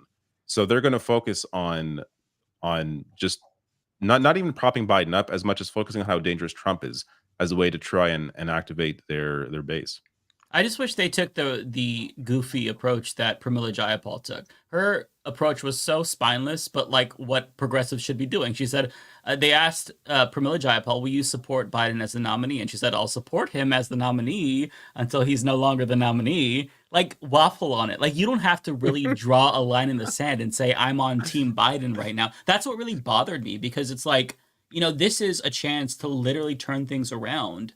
And you just shouldn't throw your hat in, go all in with Biden, which it really felt like that's what AOC did, which bothered me. I understand why they might think it's politically savvy to do that, but you're making a calculation. It's not voter pressure, though, that's going to do it. If Biden drops out, it's not going to be because young voters want it. Of course, young voters want him out. Of course, the majority of voters wants him out. Democratic voters want him out right now. Yeah, he's not going to exactly. But that isn't what's going to move him. What's going to move him is his own inner circle, is Biden's own inner circle.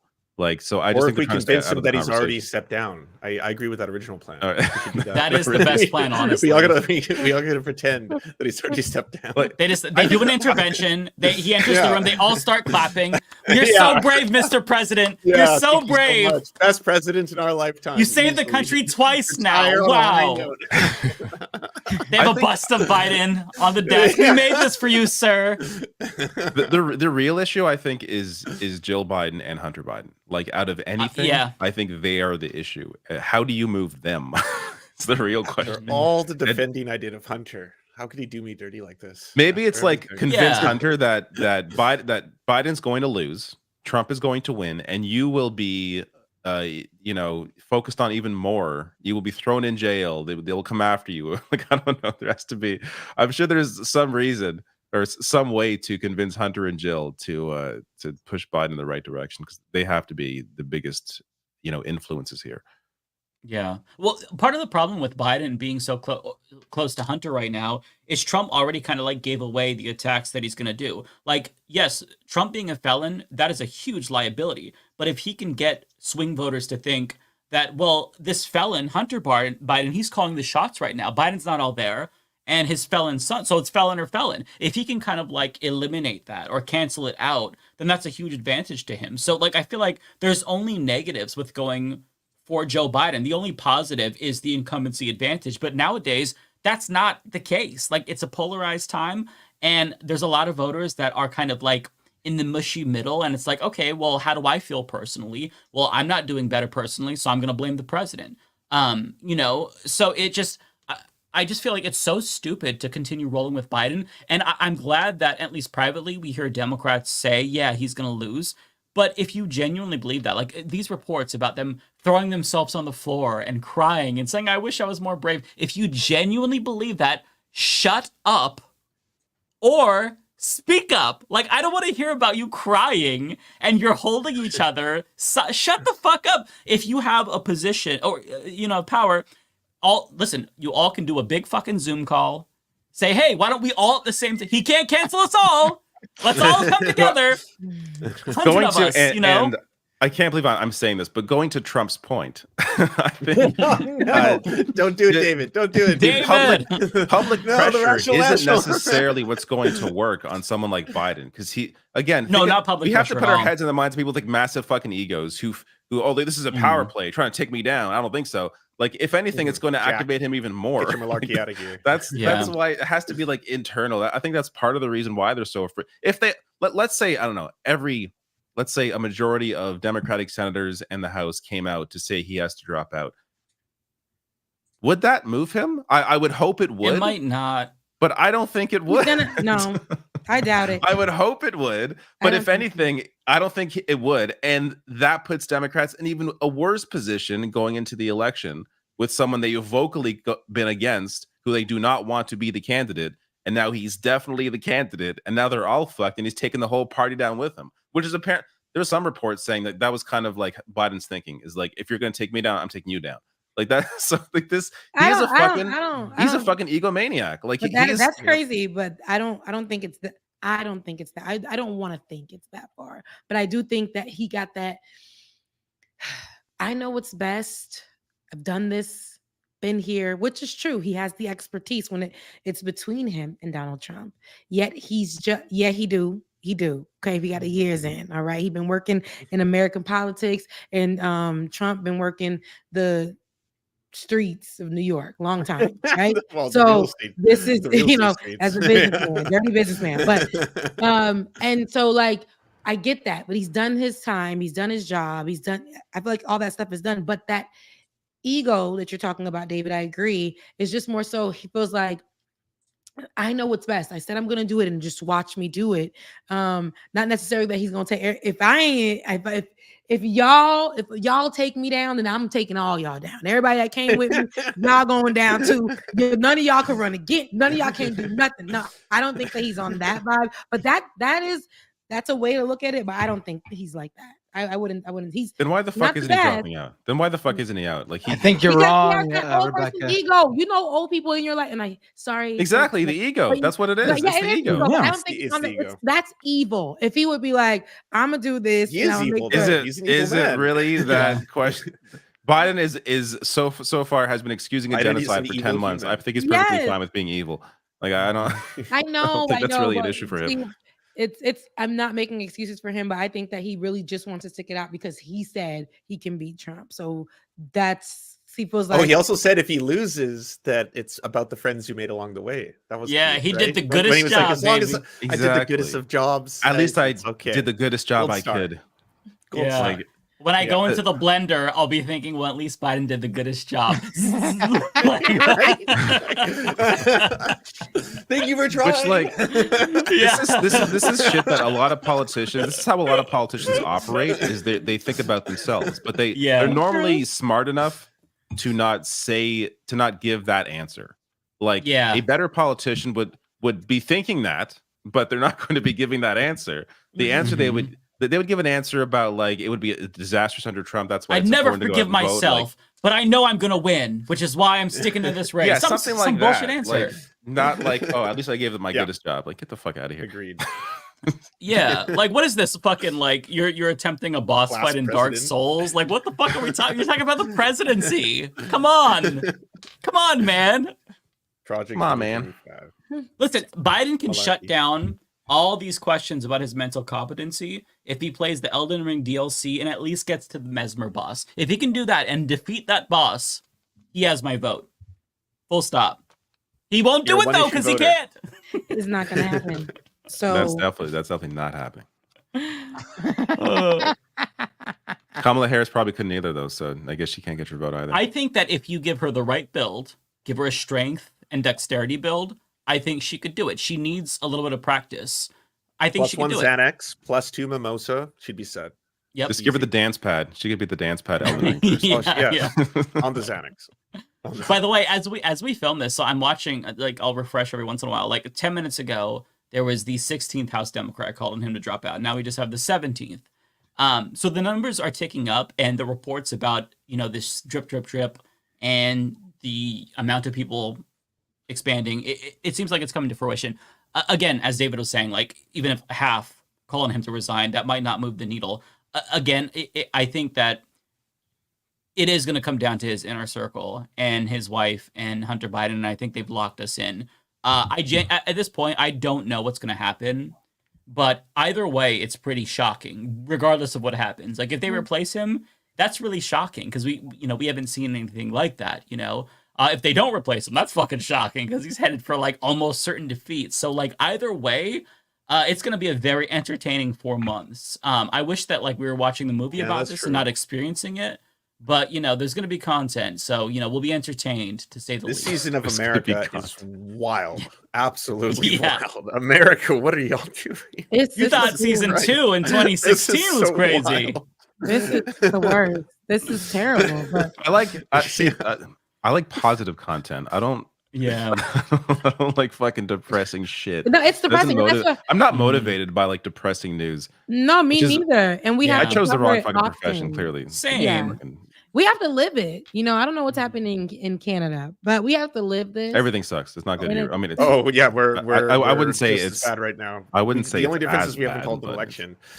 Pierre's pretty what's fucking crazy? bad, man. I just found out that there is a town in Newfoundland called Dildo, and they had a giant dick glacier a few years ago show up. Yes. Like, is Canada even real? How is that? Did you discover that from Elon Musk? Because I saw he posted it. No, I didn't see it.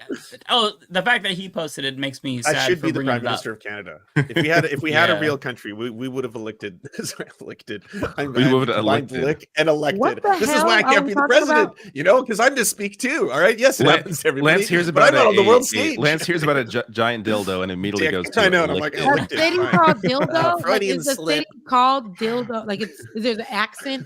Or Dildo, Newfoundland. It's a place called Dildo. Yeah. Yeah, it's not. Is it an accent? Maybe we're saying it with our. No, there's no accent. It's just straight up. Why don't they change the name? I just searched dildo on Twitter without any other context. That was stupid. David.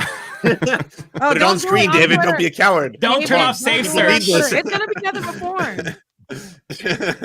If there's anybody from Dildo, call into the show. We'd love to hear from you. See, or 26969. I'll be honest. I saw this and I thought it was like a joke. I didn't think this is real. So this is news to me too. What the hell? This is legit. Oh, it's legit. Yes. This is old news. That's from like a year ago. Are you gonna pull this up on the screen, or are you just? Can I bring it up? Is it okay to bring it up? It's a natural occurrence in nature. Yeah, it's a real. It's thing. in the eye of the beholder, really. God has a sense of humor. Hell yeah. That's a dick and balls, friends. Oh yes. That's not even crazy. A good sculpture, though. It was made by God. How dare you say that? That's blasphemy. It's a real sculpture. Like it was made by God. That's natural. Yeah. That's the handiwork of Jesus, the carpenter, right there. That's so that is wild. No. So nobody went to go do that. No, that's natural This occurrence. is a natural Oh, yeah. occurrence at That just Dildo. appeared in the town of Dildo. What are the And chances? then the Lord said, It's an ice "Let there be." sculpture for real? Yeah. Let there be cock. And then did they name it dildo because of this sculpture? No, it was No. already No, named no, Dildo. they're not which is related. so Oh, you're crazy. saying that God It's a was wonderful like- coincidence. God Imagine- was funny and was Imagine like, they named the town after a story that looked like a dick. This is crazy. They didn't think very far in advance because that obviously will not Lord look is that way speaking for to very us. long. Because I was like, that's not a good job, y'all. If they went and sculpted that like that, that's not good. Imagine waking up in Dildo and seeing a dick iceberg. Like, what Yeah, the I know, fuck? flooded towards you. Is it still there? No, This it's is like gone a now. year ago, so it must be gone at this point. Yeah. As all the ice caps have melted. Yeah. Global warming is killing our dick ice cap. It's killing our dildos. They found the dick they found the dick iceberg in Dildo, right in the local erection lake.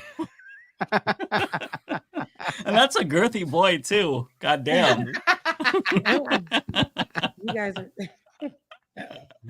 Just crazy. This is the world we're living in. Like, this is a simulation. Is anybody unconvinced that angle. this is a simulation at this Now point? you found a different Why? angle. You're saying, dude. You're saying exactly what Elon Musk said. You should go take yourself outside. I said right what Elon Musk said? Oh no. That's like He the said second that? thing. Oh no. Oh. Damn, you God. guys have the same sense of humor. I'm Yeah, that's so like- lame. I'm gonna You've been kill on- myself. That's the worst. Oh. According to possible Matt, thing. you've been on a whole Elon Oh. Musk role. Like he's just Mhm. been giving us It's true. a lot of Elon Musk. Yeah. I don't believe it though. That's gonna disturb Mike for weeks. You're a now. good person, Mike. Yeah, I I have. can Do I see have that the same deflated sense him. of humor as Elon Musk? Oh my god, I'm gonna He's not Minecraft funny. myself. He's mean. Oh. Here, Oh. pull it up. I'm posting it in the chat. Oh the no! archive. Please Pull don't. it I up. don't need to see it. Pull it up. Mike should feel ashamed. It might be possible that maybe I did see it, and subconsciously I like got all those jokes and didn't even So you're ripping him register it. Am I? I would like to hope so. Oh my god, he did say it. What the fuck? Oh my This god, is it was in disturbing. Conception Bay? Yeah, Is that's that right. for real? Conception Bay. I forgot about that. Oh, I part. didn't see that part. What?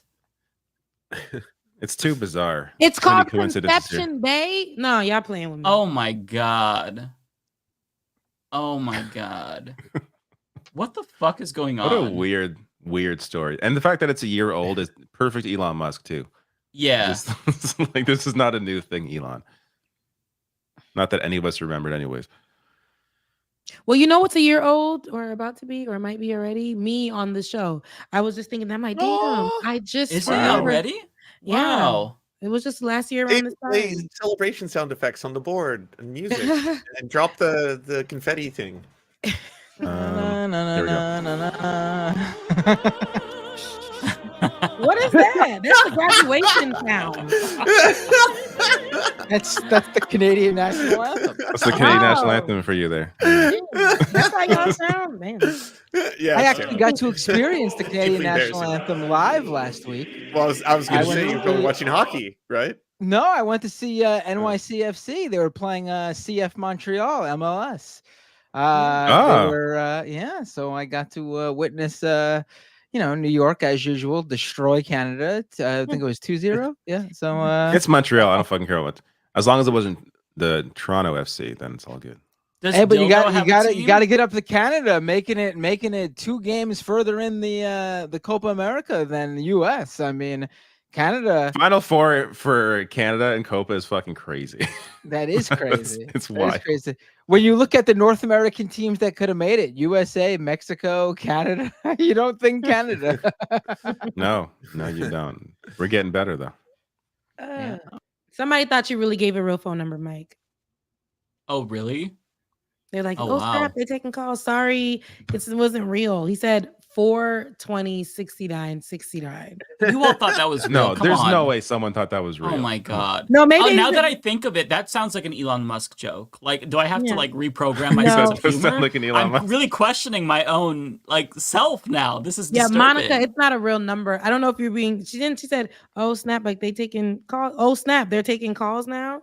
And it was like a happy face. Cause Oh, that's I feel bad. That's really cute though. Yeah. So, but yeah, I just wanted to clarify. Monica. Yeah. It's because I almost for 0.2 seconds, I was like, oh, we got a number. But then I repeated it back to myself mentally. And I was like, 4:20. Okay. If you just say it fast enough and confidently enough, then you might be able to slip it by, like that initial, like, But I don't be getting them quick. So I be having because I would have rolled with it. I would have been like Monica on show.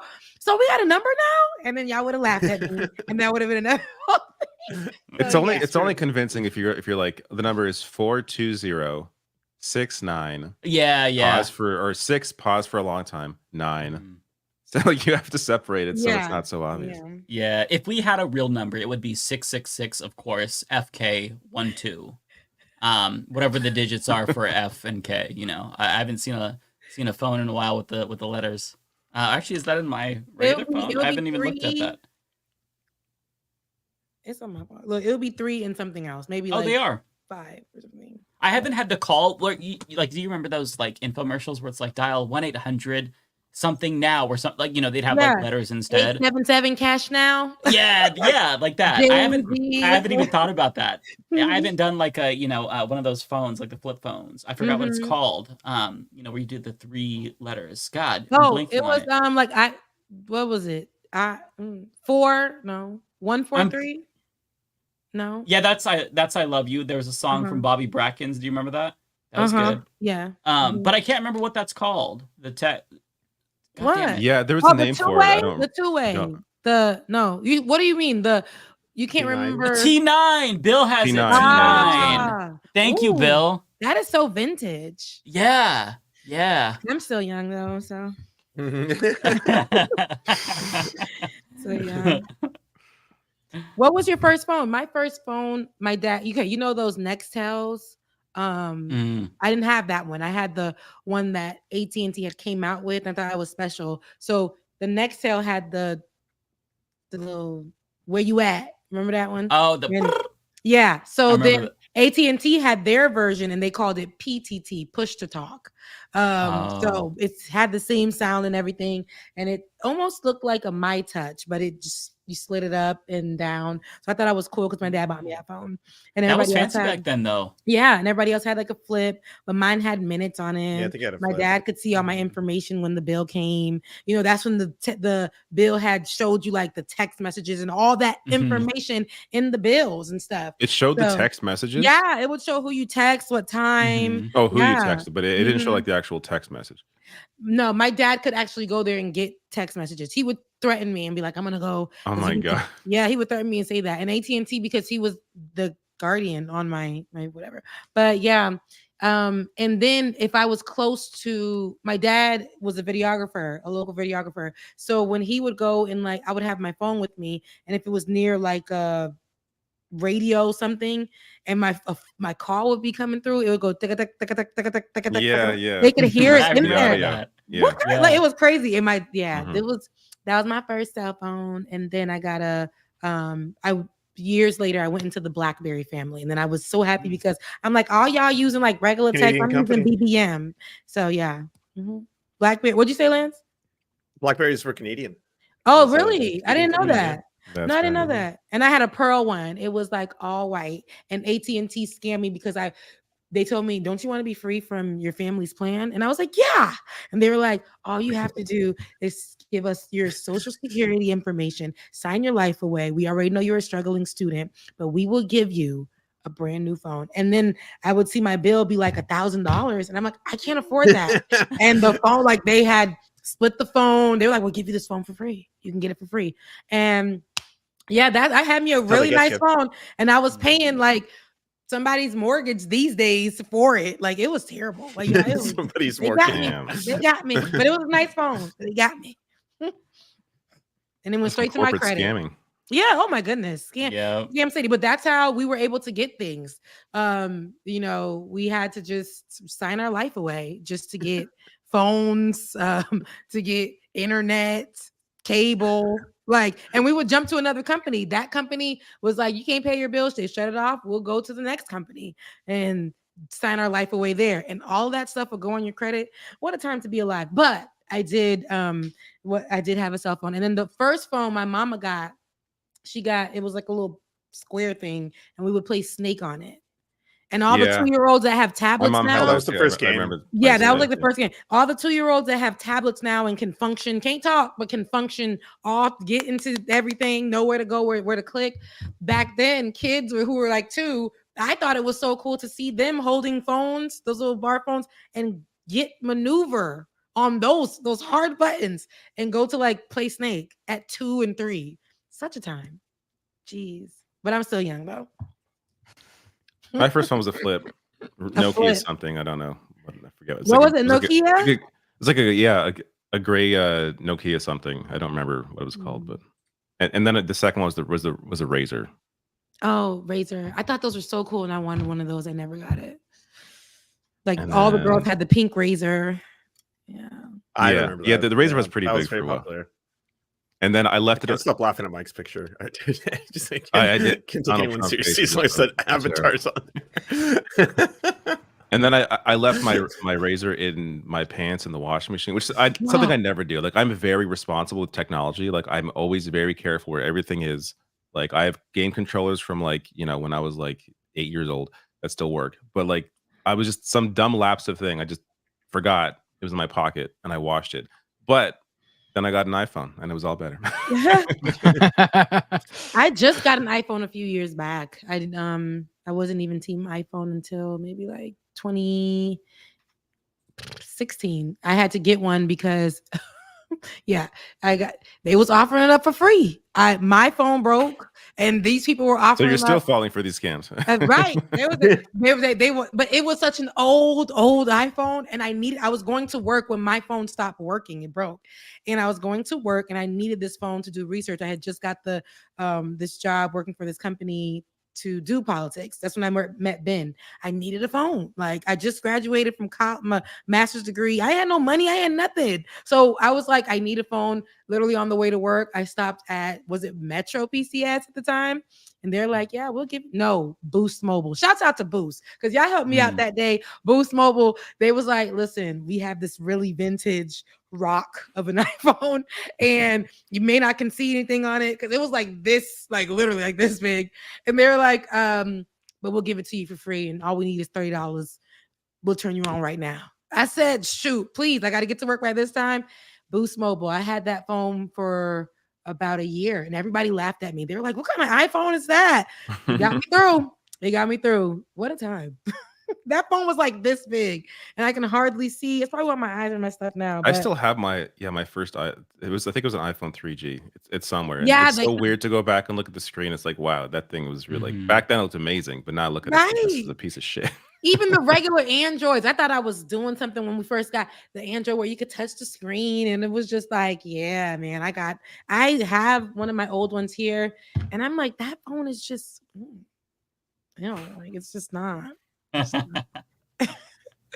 I wish I can get in it, because to see who I was back then, I would probably want to punch myself in the face. But like, my eyes would probably bleed with whatever I was texting or sending. Like, when it's like almost Facebook memories, I love them, mean it, but when it's telling me to share those memories, absolutely not. This is shameful. Some of them are so cruel. I'm embarrassed. And who was I talking about in this? Or like, what was I? It was, and then I would, because you didn't have emojis back then. So I would do like the little codes to put the heart in there. And now those codes are showing up with the whatever I was thinking that day.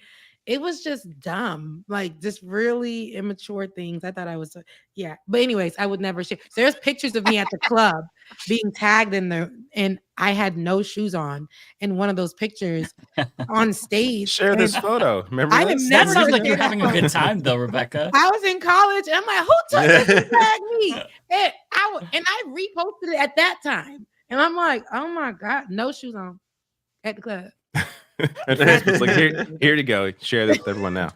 There's a picture of me that came up not that long ago where it was like this old picture with me and my husband and my in-laws where we went to an escape room, and afterwards they took a picture of all of us. And I don't know why, but the way that I smiled made it look like I had one tooth. Like I looked like a fucking hillbilly. And I'm like, what the fuck is going on with the lighting? And that picture came up in my like, hey, do you want to share this memory? I'm like, what? Like I was mortified. Like, why is this? Why does this exist? What the fuck? It's crazy. And I didn't have a beard, by the way, as well. So it was extra jarring to see that. It was just very weird. You know, and even when I look back at those photos, now body dysmorphia is real. I was literally a dancer in college, not a stripper, but I actually danced with Orchestra Contemporary Dance Theater. So I danced all my life, but I used to be like, oh my God, I have to just, I'm just a little bigger and I just need to, and I'm looking at them pictures. I'm like, girl, you could have ate something at that time. But the way that I was like looking at myself then, and I'm like, that's why I'm like, I gotta be easier on myself because maybe in 10 years, God knows what, I probably with internet calls big bags. And then I'm gonna look back and beat myself up. No, see, that's why you gotta love yourself now, because the way that I was like seeing myself was crazy. And I look back and I'm like, girl, you were like baby fat. That was it. You had nothing on you, like nothing. Like in looking back at that, the days that you spent and the time that you spent worried about stuff. And now I have real issues in my life. Not like now I have real adult issues. And I'm like, girl, only if you knew what life would have became, which became beautiful, but you got real issues now. Not like, oh my God, he didn't text me back, or oh my God, like it's like stupid stuff. Going to work with a zit on your face, you're like, oh, my life is over. But it's like, God damn.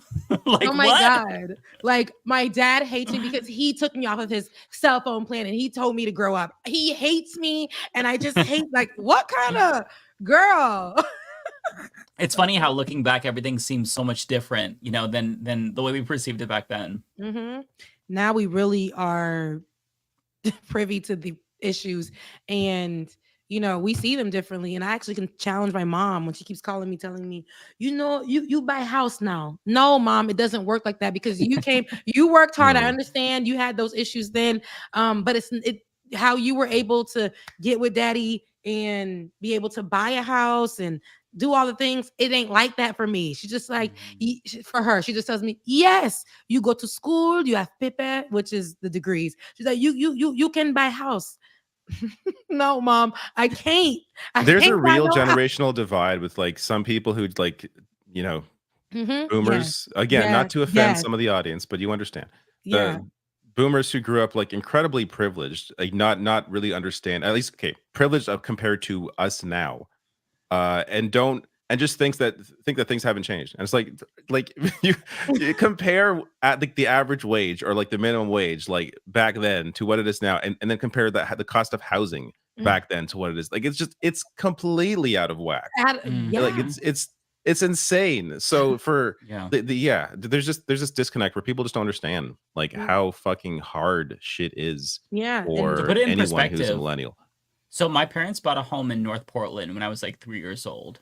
And they bought it for like $50,000. It was massive. Like it had like 3 bedrooms, a really big basement. And I looked up on Zillow what it's going for now, and it's over like, I think it's like 600,000. It's over 500,000 for sure. And it's like, that is a massive difference for the same house. And just, it still has the same roof that we put on it when we lived there when I was a child. 600,000. And have wages gone up as much as the house have?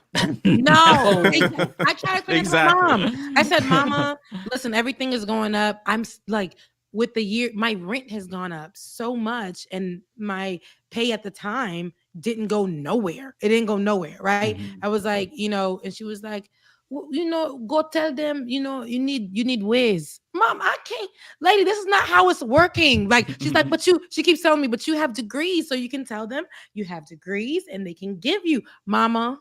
I trying to explain to her, like, at the life that you knew when you got here and they told you to work for that American dream and stuff, it's not real for me. It's not real for me. I did all the things that you came here and then, you gave me the access to. All those things have happened. I'm grateful for. But what you're telling me I need to have because you and my dad had to work super hard to get it, I still can't. Like, I can't get it. I cannot get it. I know you guys made significantly less at the time, but I can't with what I can't survive. I can't survive. I gotta eat. I gotta really think about, okay, Rebecca, you have to eat or pay this bill on today, or that kind of like that's how we. And the power just went out just now. Oh, see, look at that. But that's where we at right now. That is look, you right. You right, David. Maybe Anyway, one should we last get a thing super before you do chat? super chats. I Yes. just have a statement from Ben Gvir, the Israeli National Security Minister. His top advisor just posted the statement, "We survived Pharaoh, will survive senile Biden too." Something they just posted. And that was after a press conference where Biden just said that he's doing better in Israel than he is in America. He said that at the press conference. Which also was not a thing you want to fucking brag about, by the way. Right. It's a very weird flex. Very weird flex. Yeah. Yeah. Such twisted times we live in. Jesus. Okay, so no super chats for me because they demonetized my account for the same reason that they did before, but it's okay. Seriously, your whole account? What? Yeah, Why did you get demonetized? Yeah, because Yeah. they said that I'm not me. So like What? the content that I'm posting is not mine. It's not me. I'm not in any of them. There you are. So I'm in all of them. I got my show on Saturdays. Yeah, I was like, what are you talking about?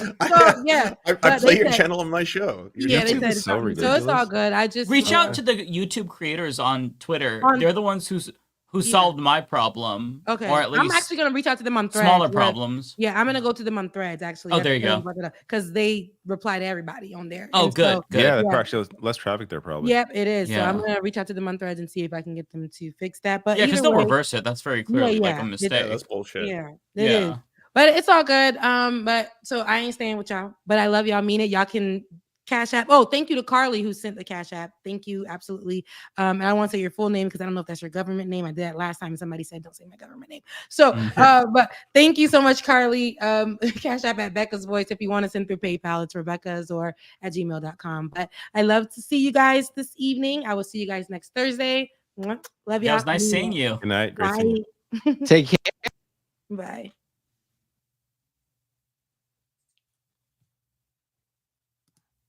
All right, let me pull up mine here.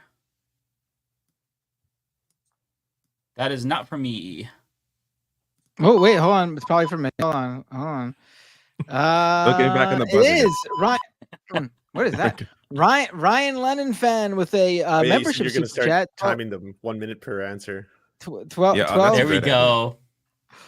If we don't start with Biden calling Zelensky Putin, I'm gonna cry. Well, we didn't, so start crying, buddy. Let's see those tears. It was We the did. second clip. Yeah. Yeah. Right, but we didn't start with it, so I want to see. I suppose that is true. I want to see George Arrett, $2, going full K-Hive now. Yes, Kamala Gretsch 2024. Yes, embrace the Big coconut Gretsch. tree.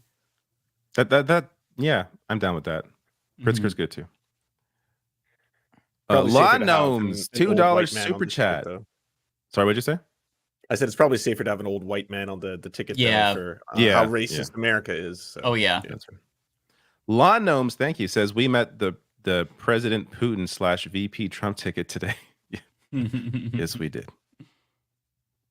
Thank you, Tyler. Thank you. I don't see a message, but I appreciate that, Milan.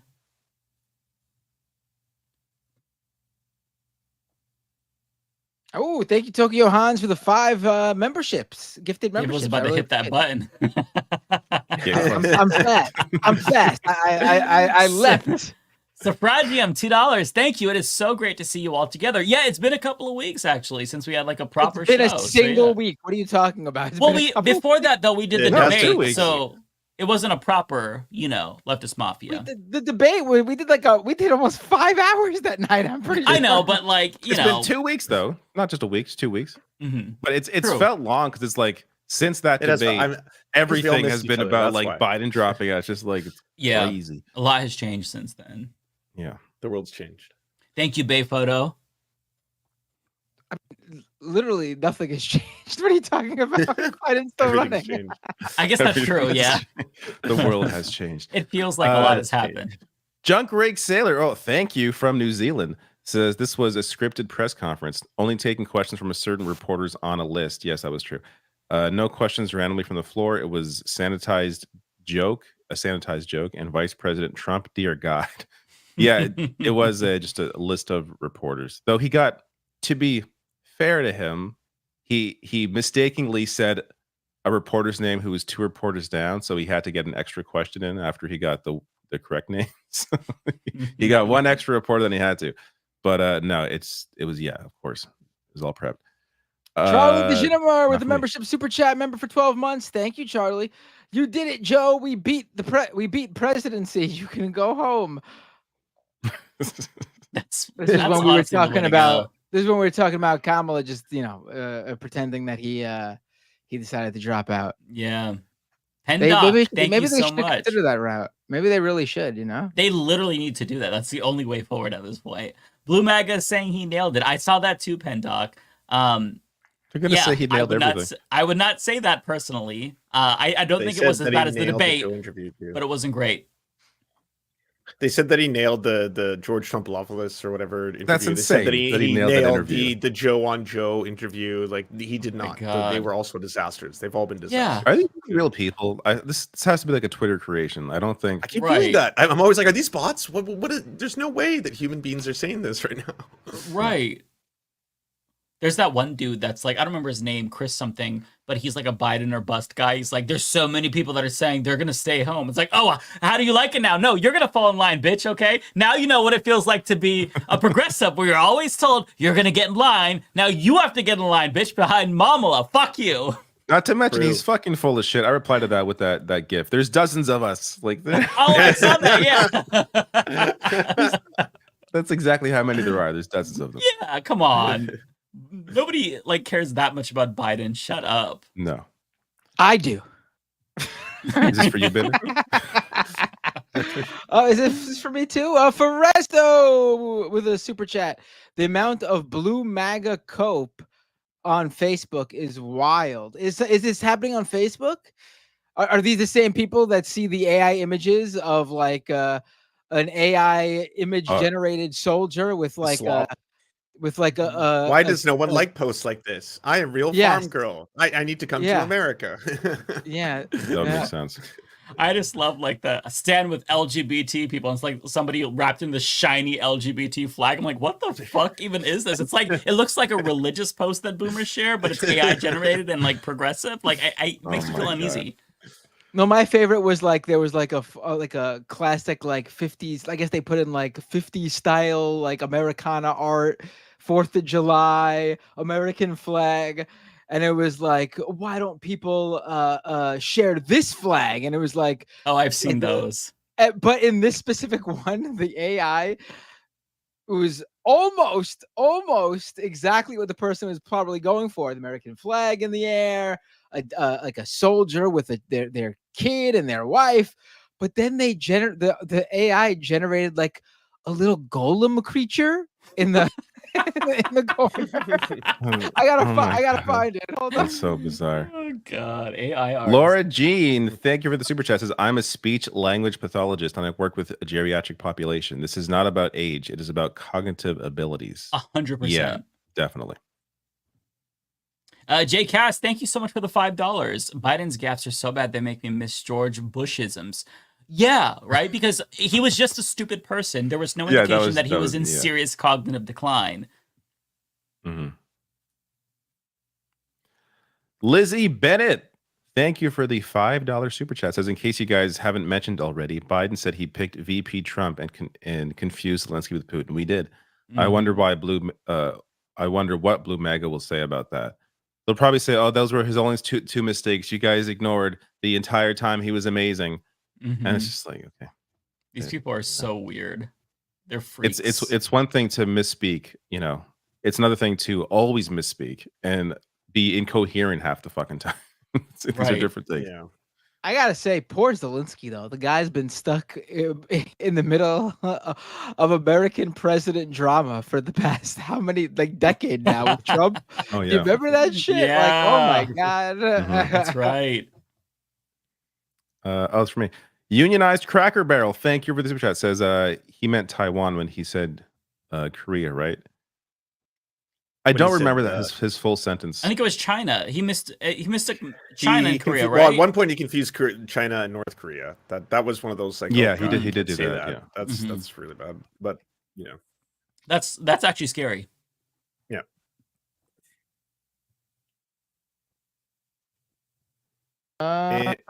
This one's for me, Rachel, with a $10 super chat.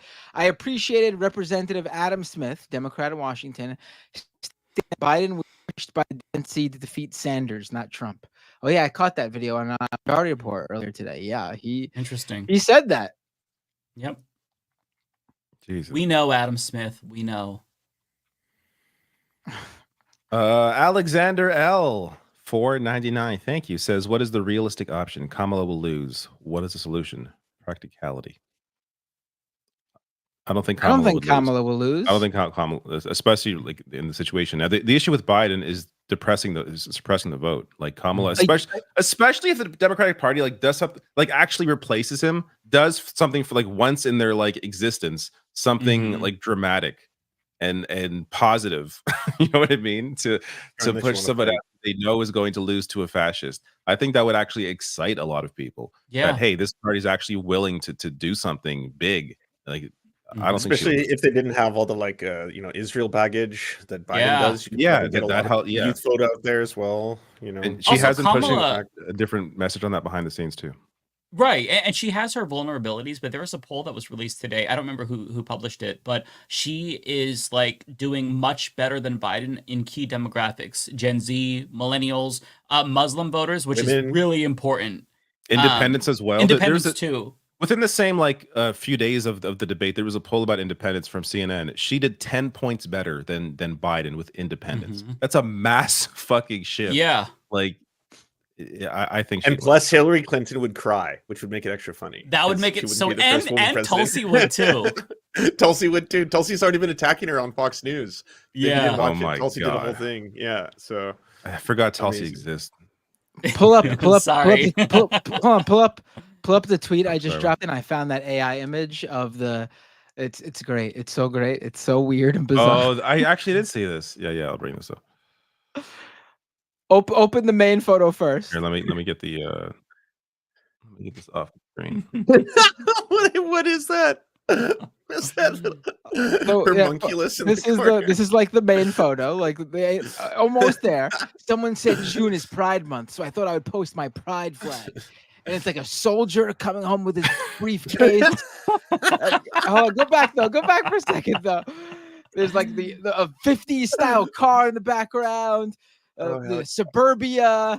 You got the wife holding the American flag with their daughter. For some reason, it looks really fucking awkward, but okay. Yeah. But he's home, and then there's this golem. AI is amazing. You're home, Daddy. You're home. It looks like the little gargoyles in Elden Ring in the catacombs that always like ambush you and inflict bleed damage. 3 of you will get it, but like if you see it, you see it. I wish I didn't suck at those games. You could do it if I could do it. I probably could if I dedicated myself, but I'm like, I don't know, 60 hours into Shin Megami Tensei 5. And I started playing Metal Gear Solid 5 because I've never been able to get into any Metal Gear Solid game except for 4, which is the only one I've beaten. And for some reason I bounced off 5. I began playing it again since I have it in my collection. It was like a free PS Plus game like years ago. And I felt like playing a stealth game. It's really fucking good. Metal Gear Solid 5 is really good. I keep wanting to play that. I'm super late to, but it's really good. I can't do stealth. I just thought of something, but I should probably keep it to myself. No, say it. Now you have to say it. You can't do that. You have to say it. Pull up the AI picture again. That's one of them short stack, thick like a goblin.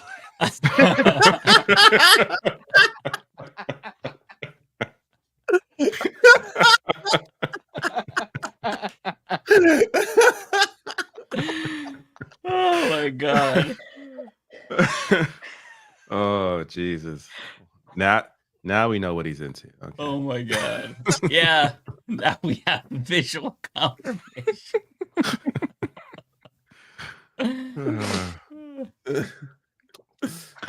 Jake, is this for me? I'm assuming Jake Probably. has It's actually not. Oh, wait, it is for me.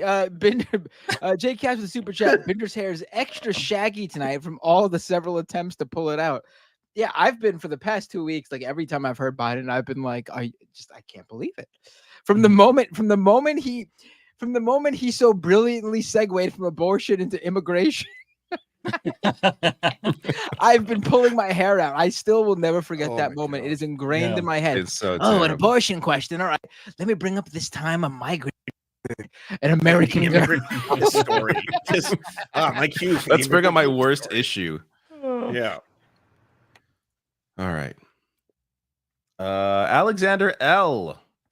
Again, thank you for the $4.99. Says you guys are giggling, but we need to win. Maybe we need it to be as delusional as Trump supporters. They're going to get a felon elected. This is the same guy that doesn't think Kamala could win. So I'm not sure we're on the right. Listen, if I felt this was just a online leftist thing, I would call it out for that, even if I agreed with it. Yeah. But this is I'm hearing. We're looking at data. Not even that. I'm here. Like I'm experiencing the data in real life. Like parents that I know from my kids' school, from the camp they go to, from my son's soccer team, like they've talked to me about it. They've been like, how are we supposed to? These are people who hate Trump too. Some of them, like I would never vote for Trump, but like, how do I tell people that's the guy I'm voting for and not embarrass myself by telling people I'm voting for that guy? Like after everyone watched that debate, like these are not politically minded. Like I'm not saying they're like just not in the bubble we are. They have lives. They're normal people. Yes, they know what grass feels like. Normal people saw that debate. This isn't an online thing. This isn't a leftist thing. This isn't a dirtbag left thing. No. Normal. Oh, they're going after Paul Save America. Have you seen? They're calling them Obama bros. They're saying the Obama bros are being sexist and they're being racist. And I was like, wait, what? Like against the white man? Against the white guy. The old whites is straight, man. Guys, like, what's going on? What's going on? This doesn't apply here. The Democratic Congress people, the politicians who have publicly called for Biden to step down, those are all like establishment Democrats, centrist Dems. The left is not calling for this. Yeah. Which again goes to why it's a good thing they haven't, because they could just be, they would just be saying, "Oh, they're just the AOC and Bernie Sanders. They just want to get power." And it's like, no, you can't say that. Can't use that excuse now. Yeah. Actually, I think I saw someone point out, like literally the next day after AOC said that she met with Biden and he's not dropping out, and so she's sticking by him. The next day, Richie Torres flipped. Yeah. She's playing 4D chess right there. That's why she's there so you go. Rolando, thank you for the $5 super chat. Biden is not withdrawing. Too stubborn and entrenched in politics, and the calls to step down is not reaching a fever pitch. Still voting D regardless. I think you're probably right that he's probably not stepping down. The fact that it's gotten reaching a fever pitch. I've never seen this many Democrats who are entrenched in the party bucking the incumbent president. Yeah, never, like this is in electoral politics too. We're not talking like a vote or policy. We're talking electoral politics here. And like, what do they do if he doesn't drop out? Like they're putting themselves in a hard place. Like if he doesn't drop out, they're gonna come out and say, "Yeah, remember that guy we just said wasn't fit for the presidency? Y'all got to vote for him." I mean, what do they do? I will say one thing. I think that he is stubborn, and you're probably right that he's not going to drop out, but he has softened his stance, because in the George Stephanopoulos interview, he said the Lord Almighty would have to tell him to drop out. This time, he did say that he would have to be convinced that he would lose after seeing polls, but nobody's done that yet. So even though he's still stubborn and he's still not conceding, he's just denying the polls. Because if yeah, but that's still like a little bit that you can antagonize. Like there's a little opening that I don't think he realized he gave us. And when I say us, I mean like Democratic Party elites. He doesn't give a fuck what we think. But there's a little bit right there that they could work on. Yeah. I also think the Lord Almighty told Joe Biden exactly what he wants Biden to do the night of the debate. I mean, Right. that message has already been sent, right? Zapped his brain multiple times. Brian with a super chat. Nothing of value on the Biden press conference, like from us or from Biden. I'd imagine from Biden. Yeah, I mean, because what we said was incredibly insightful and humorous and entertaining. So we were immaculate. So clearly we were the problem. Pendulous Dragon, thank you for the 199. Mick Jagger is 80 and runs on stage nightly. Yeah, look, it just depends, right? It just depends on is this your a pun? stamina. Is this a pun, Mike? Oh my God, it could be. That's smart. I'm not smart enough to pick up on the pun. No, it just depends, right? People go at different times. You know, you can be really old and be with it. Or maybe you start to kind of slip earlier. My dad slipped, relatively early compared to like my grandma, for example. My grandma was in her 90s and she was, for the most part, with it. My grandma is 92 right now, alive, and she is way more sharp than Joe Biden. It's not an age thing, right? It's a mental acuity thing. Yeah. Every person is different, so it's about you age physically and mentally. Time is, it's a straight arrow, right? And it hits people differently. So that's the difference. Biden just is aging faster. Mentally, and I say that he's 81 years old. I mean, he's lived a very long life, very lucky, so it's not necessarily surprising that at this age he's experiencing these things because he's 81 years old. I mean, what the Biden campaign needs to do is reach out to the Stones and be like, all right, listen, we know Mick Jagger's taking something. We need it. What is it? Yeah, right. Environmental Coffee House with a super chat. Matt, we sent you something on the Twitter DM. I will check. I believe it's an invite to the Letter Hacks show next week. Yes. Jay Cass with $5. Thank you, Jay. For all the talk of saving U.S. democracy, isn't it sadly ironic Biden's decaying brain and ego will lead to its downfall? It really is. That's something that I just can't get over. It's such a fucked up predicament that we're in. I'm laughing because, like, if you don't laugh and, find humor out of the situation, you're just going to get depressed. Like, if we step back and we pretend like we're observing from the outside, the situation really is hilarious. Unfortunately, it's hard to kind of separate when you're living through a historical moment. But, like, stepping back, I can acknowledge, just objectively speaking, this is going to be a great comedy movie someday. 180K Chan, $5. Thank you. Begin steps to come out as trans female. Wow, that's amazing. Going to start HRT, been scared of taking that leap, but I want to live true me, and I am still scared, but we'll fight. That is so cool. Congratulations. That's such a big step to, first of all, admit it to yourself, and then actually take the steps to be you. Hell yeah. Good on you. That's a big moment. Brian with a super chat. So is this show about politics or making fun of people? The problem is there's an or there. Yeah, both. Yes, it's clearly a show about both. Okay, so Brian was talking about this before when he said no value out of the Biden conference. No, listen, I still think he was referring to Biden because, again, our commentary very, very humorous and insightful. I don't we're as in denial as Biden is right now. Yeah. Sometimes the Lord Almighty would have to tell me that all I do is make fun of people, okay? Listen, but you have to understand, this show is on a Thursday night. We do all of our serious content earlier in the week, and then we get together on Leftist Mafia to. It's called the Leftist Mafia. Like, what the fuck are you expecting from the show? Jesus Christ. Oh, wait, sorry, Ron. Where was I? There we go.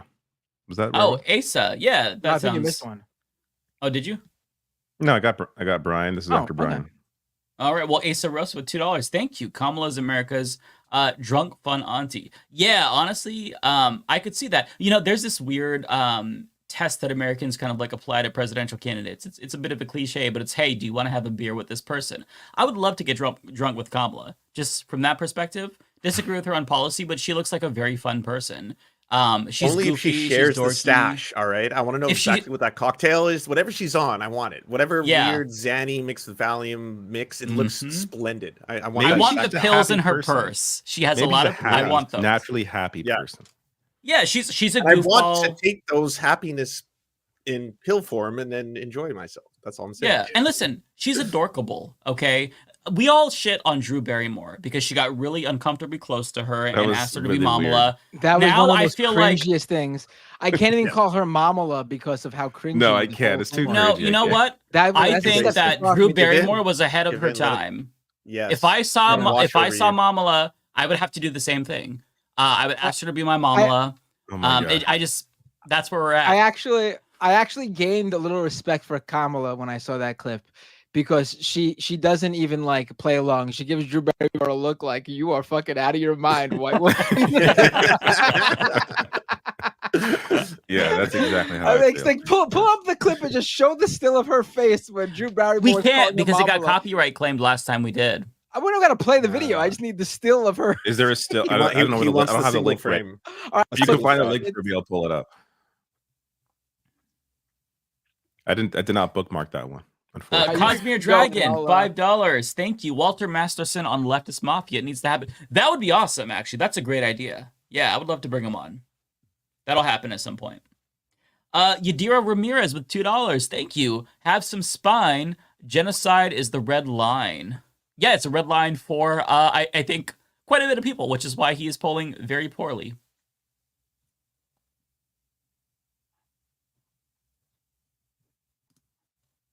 It's for me, John Deere, the super chat. Pritzker 2024. I like Pritzker, not this year. Yeah, I think he would do better when he has a proper campaign. Yadira Ramirez with $2. Kay's husband is a Zio. No diff from Kushner third party. Maybe she's saying Zionist. Oh, okay, maybe. I have no idea what her husband's politics are, but the first husband or first lady only matters insofar as they're going to try to insulate them from criticism and gatekeep the presidency and try to protect them if they need to go. That's the only time I've ever cared about the first lady. I care about Jill Stein because she's trying to convince Biden to stay. Other than that, I genuinely couldn't care less about the first person. Also, it's 4 months till the election. The goal here is to avoid Trump winning. The goal is to pick the perfect candidate. It's not realistic right now. Right. The goal is to if another unrealistic thing happens and Biden actually decides to withdraw, then the whole thing here is to try to avoid Trump. Yeah, get anyone across the finish line. It's just about stopping Trump right now. That's all I'm focused on. So you're not gonna this isn't a regular primary. It's just pick anyone that can beat Donald Trump, and that's basically anyone but Biden at this point. All right, hold on. I found the still. You found the still? All right, it's pretty great. Hold on. It's pretty great. Hold on. This is the moment she hears her call her Amala. I'll just put it in my little box here so it's easier for me to just pull it up. Perfect. Oh my god. That's relatable. That's not a face of someone who's like. That's a face of someone who's like. She knew it was cringe. That's It was amazing. too cringe for Kamala. That's Yeah. wild. Yeah. All right, let's is this for me. Dave Marvin with a super chat. Isn't part of Michigan actually Canadian? Lance and David, vote there, please. There you go. Well, if the super chat was for me, I would have voted there, but it was for Bender. So. I would say more so Minnesota, out. right? Yeah. Minnesotans even talk like You can buy our vote. Yeah, super chats buy votes. All right. Yeah. Like, all I can remember is the mom from. Do you remember the show Bobby's World? Yeah. Oh, yeah. Bobby, yeah. don't you know?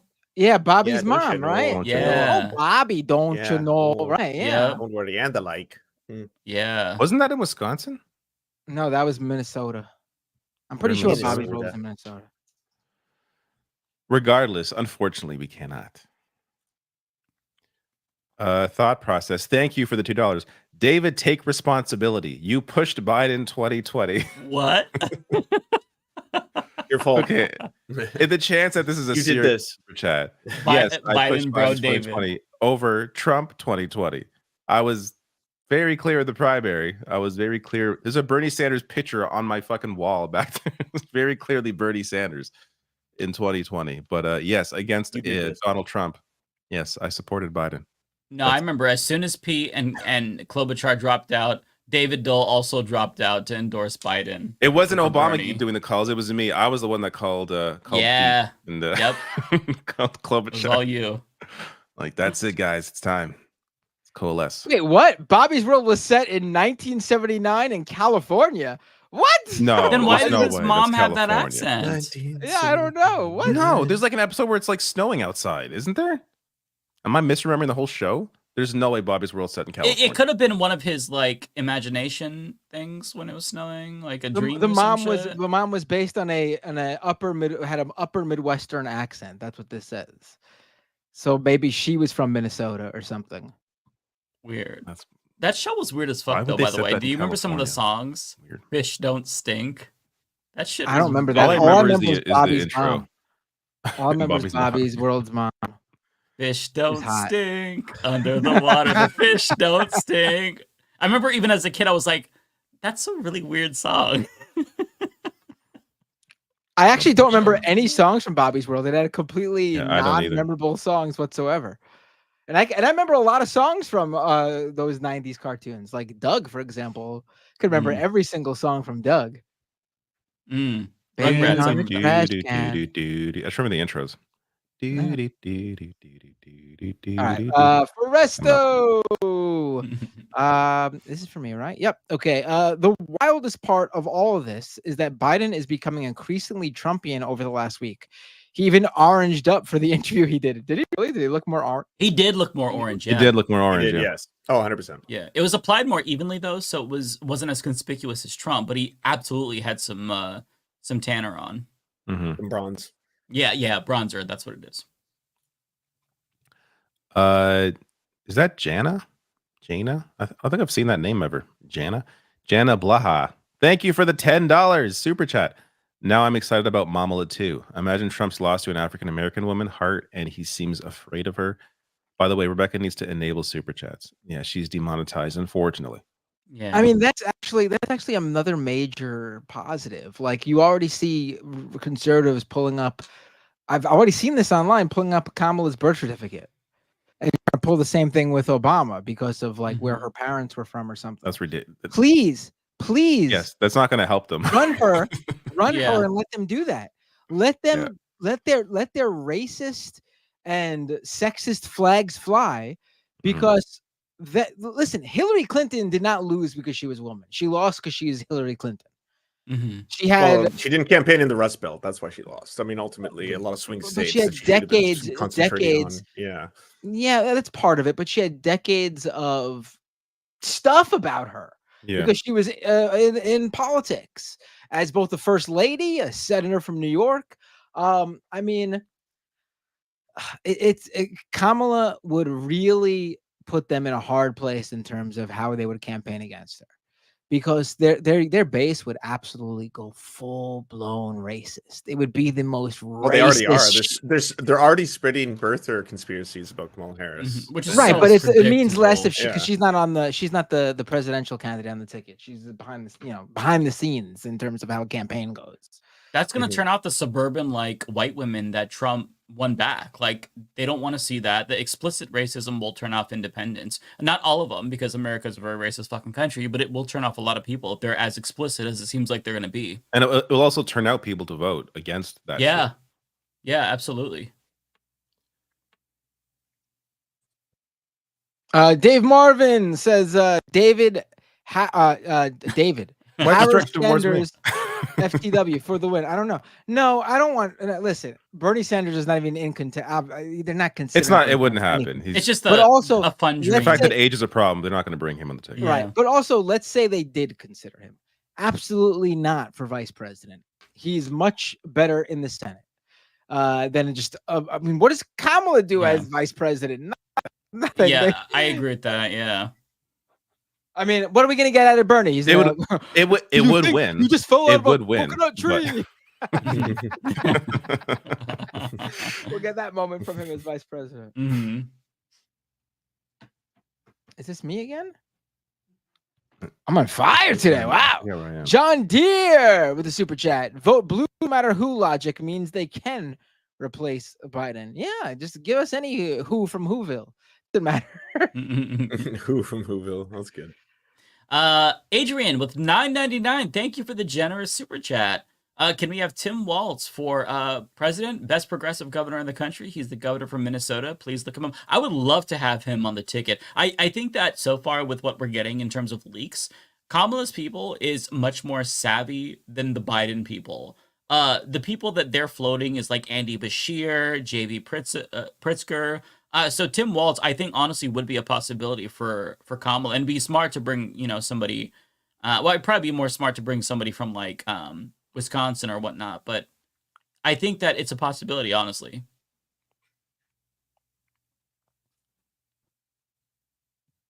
No, put Biden. If you're not worried about dropping Biden completely, put Biden as the VP. just Oh, flip God. the Just flip the That'd be crazy. Rachel Hutchinson, $1.99. Thank you. Good point, Mike. Possibility. Agreed. Possibility motivates voters. Good point, Mike. I don't know what that's even referring to. Rachel again. Oh my God, Rebecca. Meeting you for the first time. Thank you, Rachel. I'm really thinking now about flipping the ticket and all the fun campaign stuff they could go. They could literally have Biden tagging Kamala in.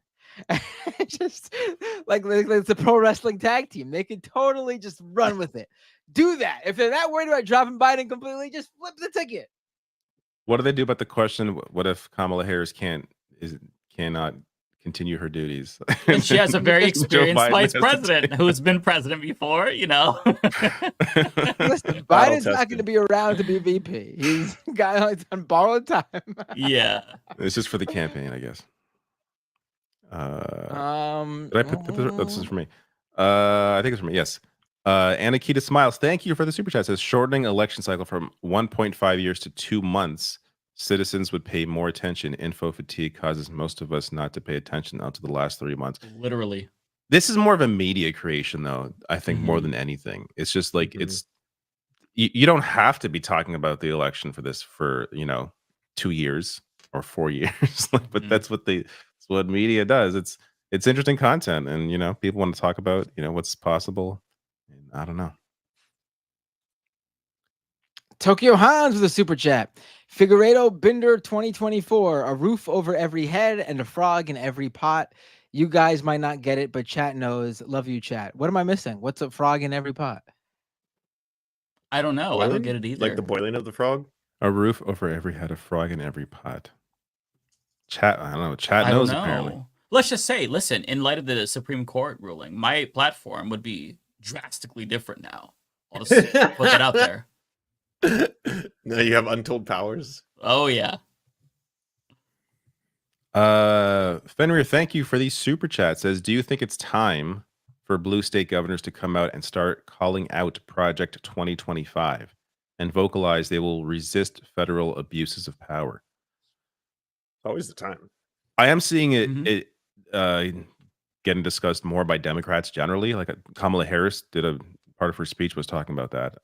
Yeah. I mean, they need to lay out exactly what it is for the American public. Yeah, like this whole like Biden tweeting out Google Project 2025. I know. It's just like, what is that? That was ridiculous.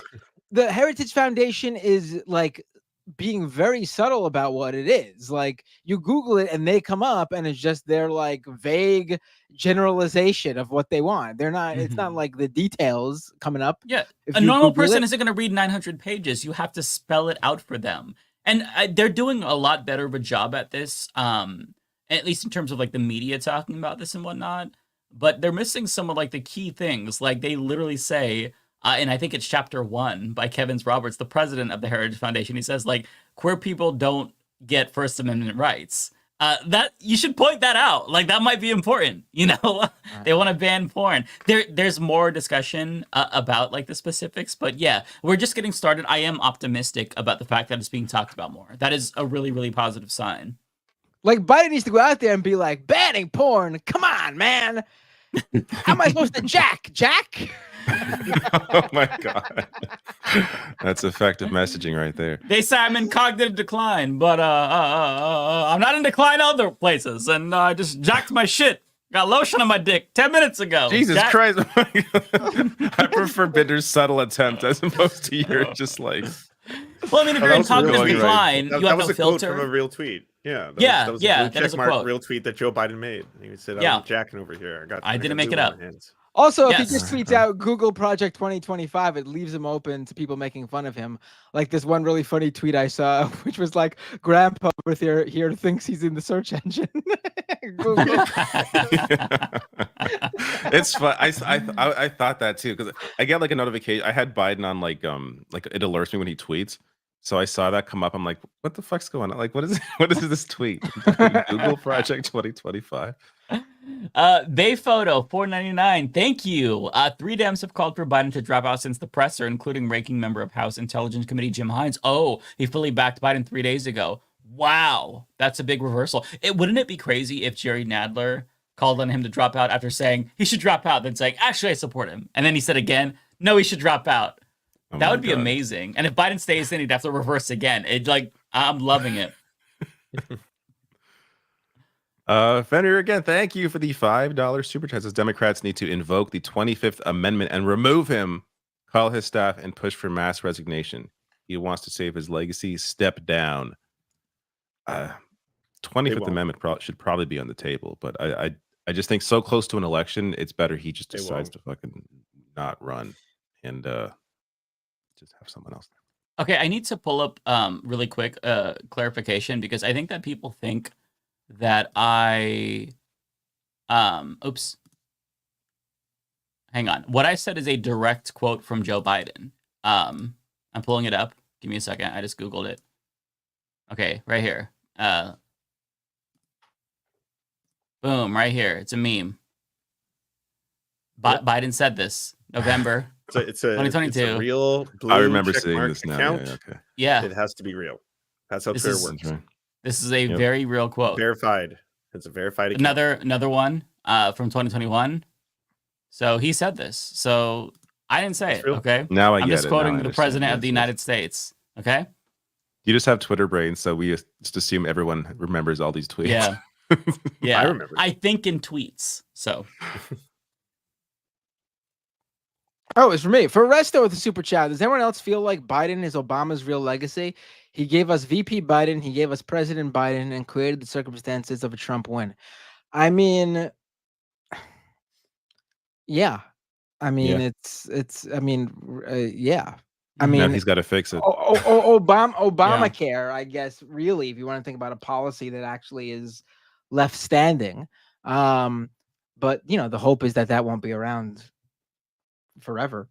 Obama has done so much post-presidency to just fuck over the left. Like even back in 2017, he intervened to make sure that Keith Ellison didn't become the DNC chair. He was calling up people, on behalf of Tom Perez. He stopped the NBA players from striking during Black Lives Matter. He intervened to get Klobuchar, Buttigieg to drop out. He then later reportedly talked to Bernie, and then Bernie dropped out. He is a movement killer. He's the final boss of liberalism. And I think that so long as he has this adoration and influence from the Democratic Party, the left is fucked. Yeah. Eric Miller, $5. Can we get Jon Stewart to cash in the money in the bank briefcase at the Democratic Convention? Yeah, I wish.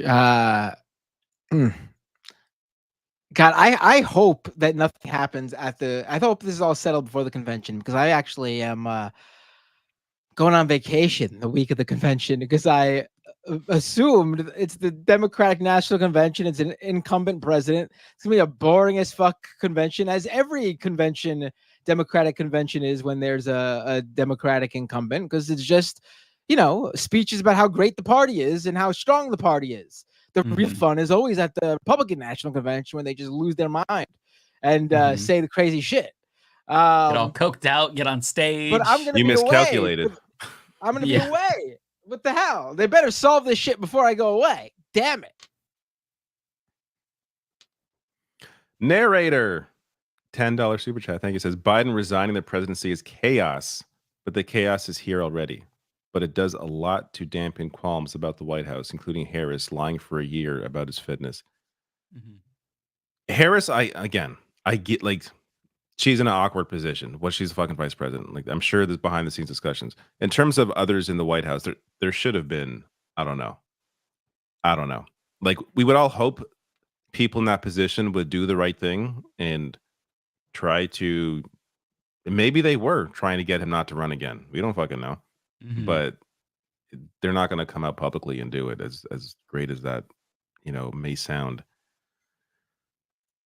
Also, I just want to say that I don't think Biden should resign the presidency. That would be chaos. Yeah, and then Kamala has to be president and campaign. That'd be shitty. Listen, we all see where we all see where it's going. We all see where he's headed. We all see he's losing it. It's very easy for him to come out and say, listen, I've heard all the concerns. I've spoken with a bunch of people. I've heard from the voters. I've seen the polls. I understand there's concern that I can I could continue for 4 years. I think I can, but I understand the concern.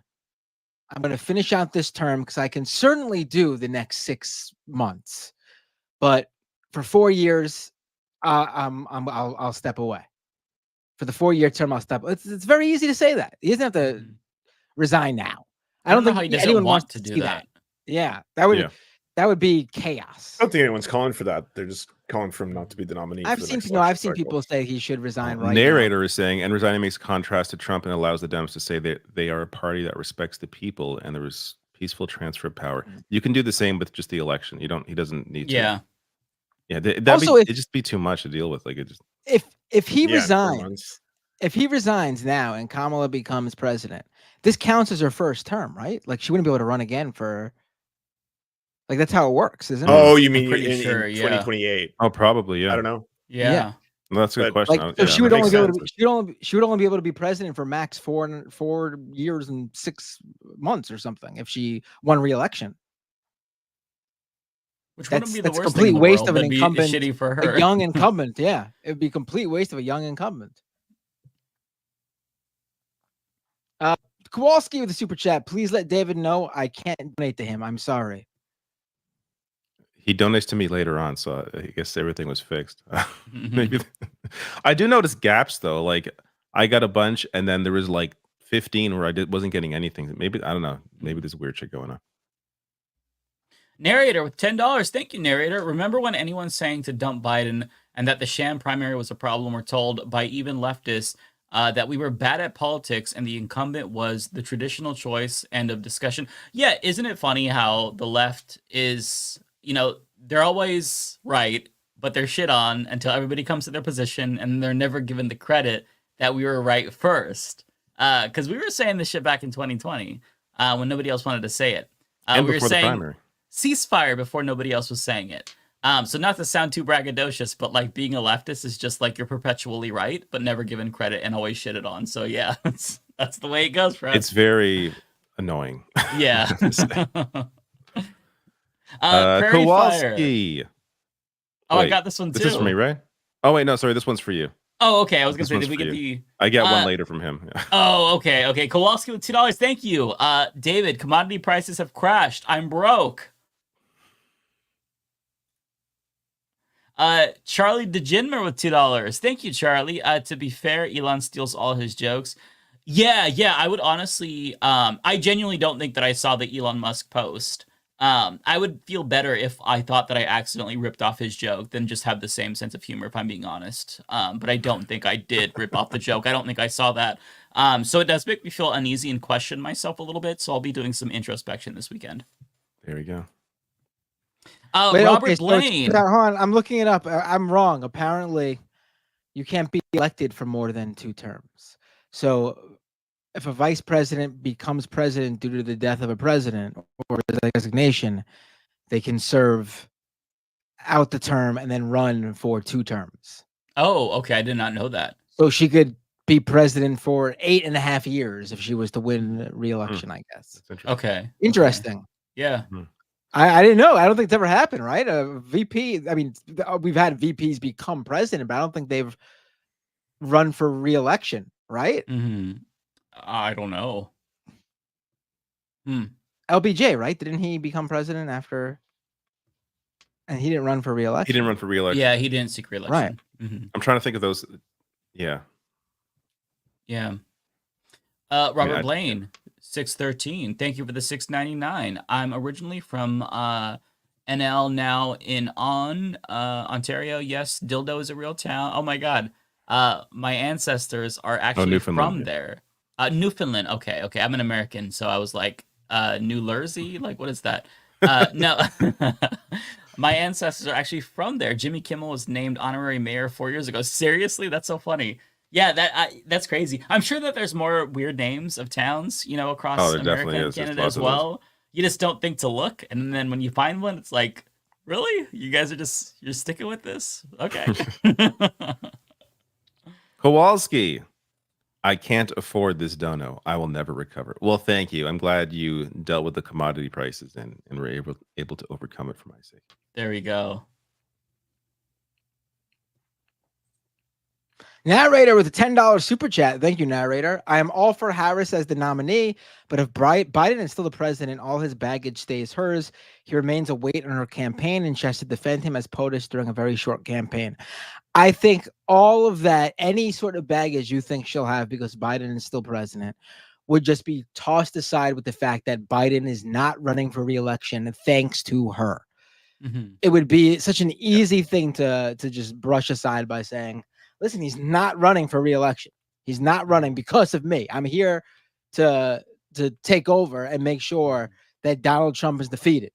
I'm running to be president. I respect Joe Biden, but I'm not Joe Biden. This is kind of a similar situation happened in the gubernatorial race in my state of Oregon, where it was kind of a close race, uncharacteristically so, because we had an independent like RFK that was pulling a lot of votes from the Democrat and the Republican, but slightly more from the Democrat because she was a Democrat. And so you had a really unpopular governor, Kate Brown here. She was hated because she took COVID seriously, and Oregons were petulant children. But anyways, Tina Kotek, the Democratic nominee, she kind of had to do that same thing where she was like, listen, that's the governor. I'm running to be the next governor. So her policies are not my policies. I was the Speaker of the House, and this is what I did. Kamala could easily differentiate herself from Biden without being overly divisive to piss off like the diehard Biden supporters, the 12 that exist. So I think that she can chart a new path for herself. And I don't know if you saw, so there was an interview that she did with Joan Walsh about Gaza. It was about a bunch of things, but Joan Walsh asked her about Gaza, and what she said was really fascinating. In like a couple of paragraphs, she said she expressed more empathy for Gazans than Biden expressed in the last 10 months. And Joan Walsh, like, to her credit, which I never thought I would say, she says, this isn't something that voters are just going to forgive, but she's very clearly trying to chart a new path and distinguish herself from Biden on this issue, because it seems like we've gotten indications that Kamala thinks he's just gone too far. And so if she really does signal a turn here, then that could get the uncommitteds that were not going to come out to Biden and vote for Kamala. Because if you're now given this choice of maybe a complete change versus Biden's policies on steroids with Donald Trump, that is actually a difference, right? Because right now you've got genocide or genocide, genocide on steroids maybe, But if you get, okay, well, maybe she doesn't send Israel the weapons, then you have Trump who is using Palestinian as a slur now. So that is a real difference. And she has the opportunity, if she doesn't fuck it up, to really change course here. So that is something that if she's savvy, she literally could mobilize so many voters who were tuned out, who were uncommitted, and they're just like, fuck it, I'm not voting.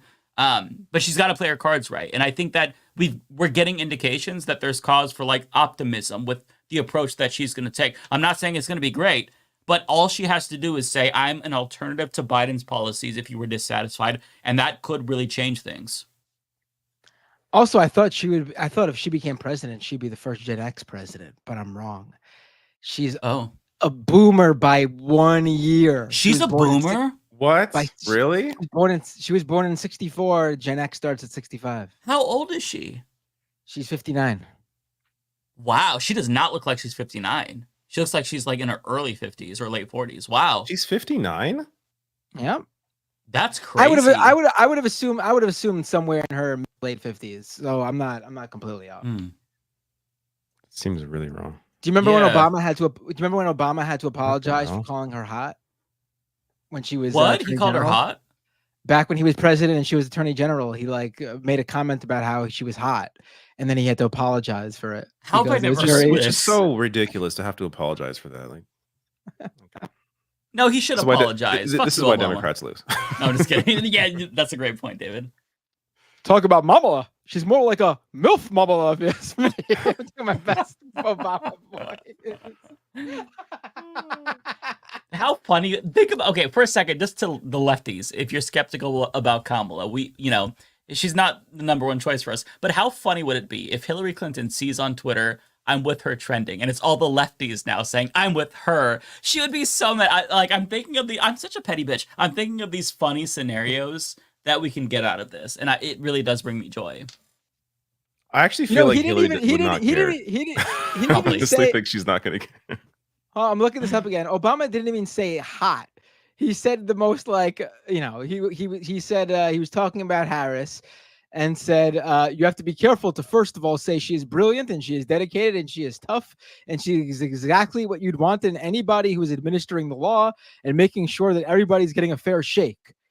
She happens to also be by far the best looking attorney general in the country. I mean, he didn't even say hot. Oh my God, there's nothing wrong with any of that. Okay. People are fucking weird to have to apologize for that. Anyways, narrator, who's this? Although it would be very funny if he was like, yeah, Kamala's hot. Let me be clear. Do you guys It would be remember sort this of out clip? of character. I got to play this Obama clip since we're talking about Obama saying inappropriate things. Let me just bring this in real quick. It's super short. Yeah, another guy said, but I tell you what, you won't see me moving to no African jungle anytime soon. Or some goddamn desert somewhere sitting on a carpet with a bunch of Arabs. No, sir. And you won't see me stop eating no ribs either. Gotta have them ribs. Wait for it. And pussy too.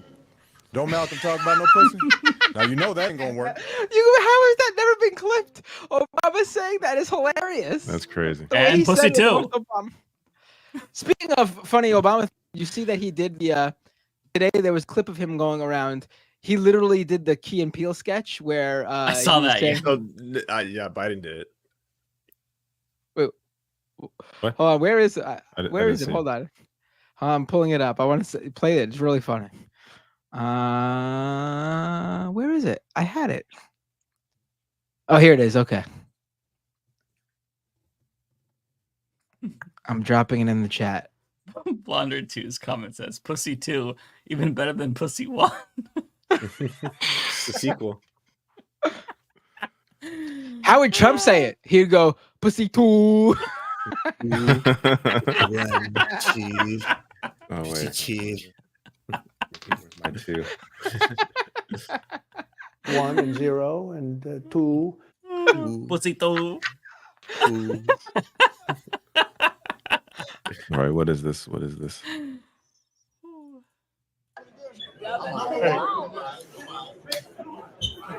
Good to see you, man.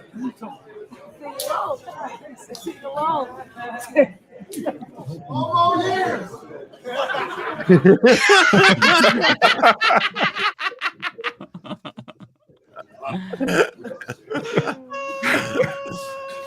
All right. It is true. I am the Hooper chief.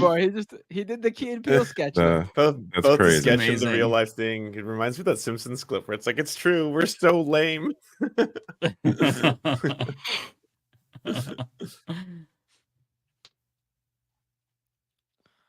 Narrator with the $10 super chat again. The majority of Dems have been saying they would prefer Biden not to run for re-election since June of last year. People saying look elsewhere were told to F off until institutional Dems said it. A problem. Yeah. Well, they were playing stupid though in terms of they were believing the administration saying Biden's fine.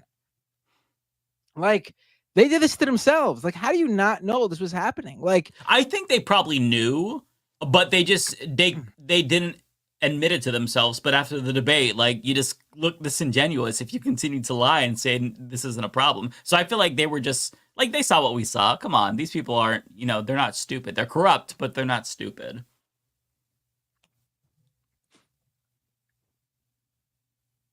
Zia Spots, $2. Thank you. Scale of 1 to 10, how screwed are we? I'm gonna be optimistic. I'm gonna say 9.5.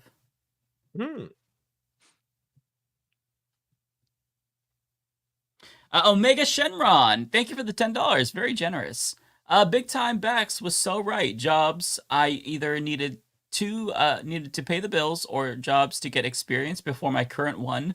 And when it paid bad, she would complain like that job isn't worth anything. Work for USPS.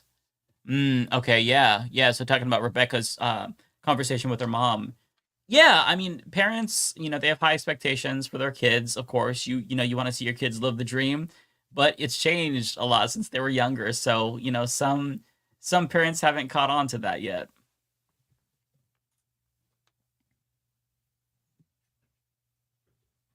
Wow. What the hell? Bolson. What the hell? Bolson with a $99.99 super chat. I believe we could just round that up to 100. Jeez, Ton Bolson, thank you. I think you should split this with us here. What are you? What is this? Nothing much to say.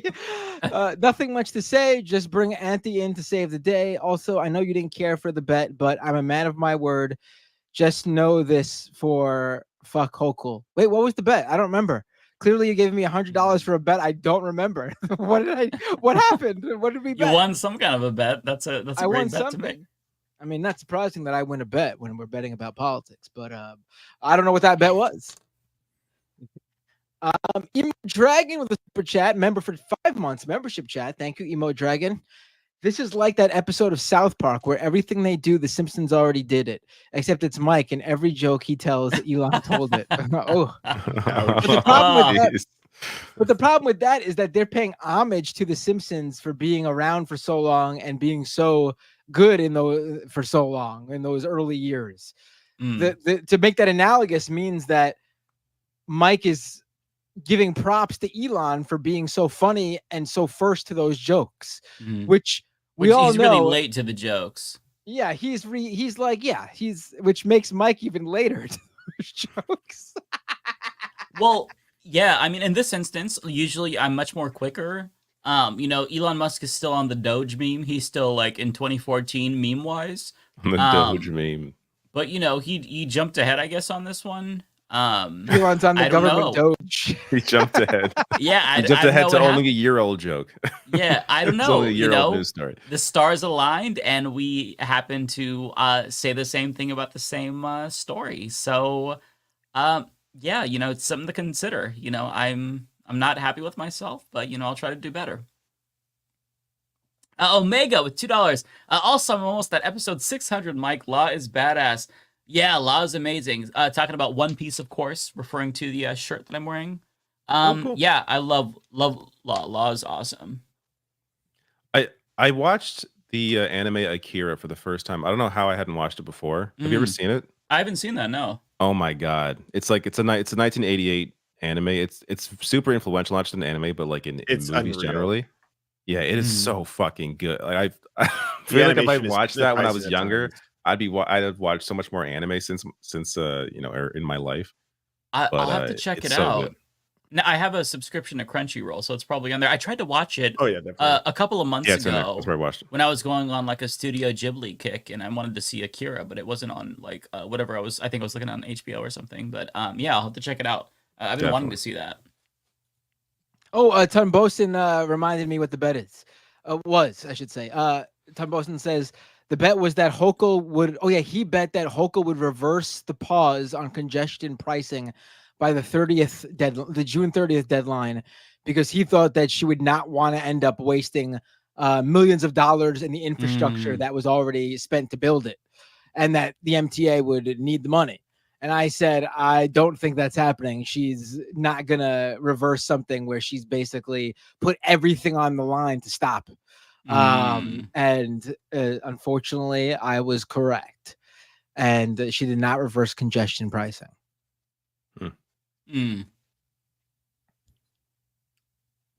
Bender.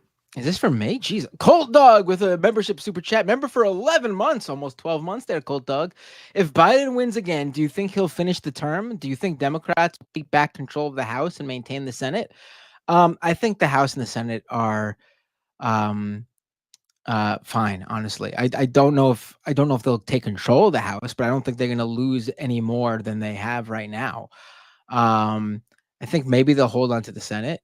I don't think it's a doomsday scenario, even if they do lose the Senate by like a seat. We're not, because Democrats in Congress are polling better than Biden is. Whenever there's a poll, the poll does usually show like the Democrat up retaining their seat and Biden down like 6 points. Which is so weird because split tickets is very uncommon in this era. I don't think it's split. I think people are just not going to vote for Biden. There's not going to vote. That's a good point. If Biden wins, do you think he'll finish the term? Well, it depends what you mean by will he finish the term. If he has a choice, will he finish the term? Yes. But he could die. I don't think he's got another 4 years. No, he doesn't have 4 years. Think about how much the presidency aged Obama in 8 years. He came into this very old and in cognitive decline, but you see within 4 years he's gotten so much worse. Look, someone posted a video of one of his 2020 debate performances against Trump, and looking and like comparing the two, it is astounding that you even noticed a year the ago. decline. I've then seen people showing clips from a year ago, and you're just like, oh my god, this is a totally different person. Yeah, something has happened in just the past year or so. So to look back 4 years, it's like holy shit, like it's gotten bad. You could just tell in the way he talks, the muttering, the low, his voice has changed. Yeah, he whispers now. Yeah, that's a huge difference. Is this for me? No way. Oh my god. A85 Ramos with a super chat. Haven't been seriously focused on politics about the last 4 months as much as a kid can in reality. What a time to check back in, right? I'm sort of been the same.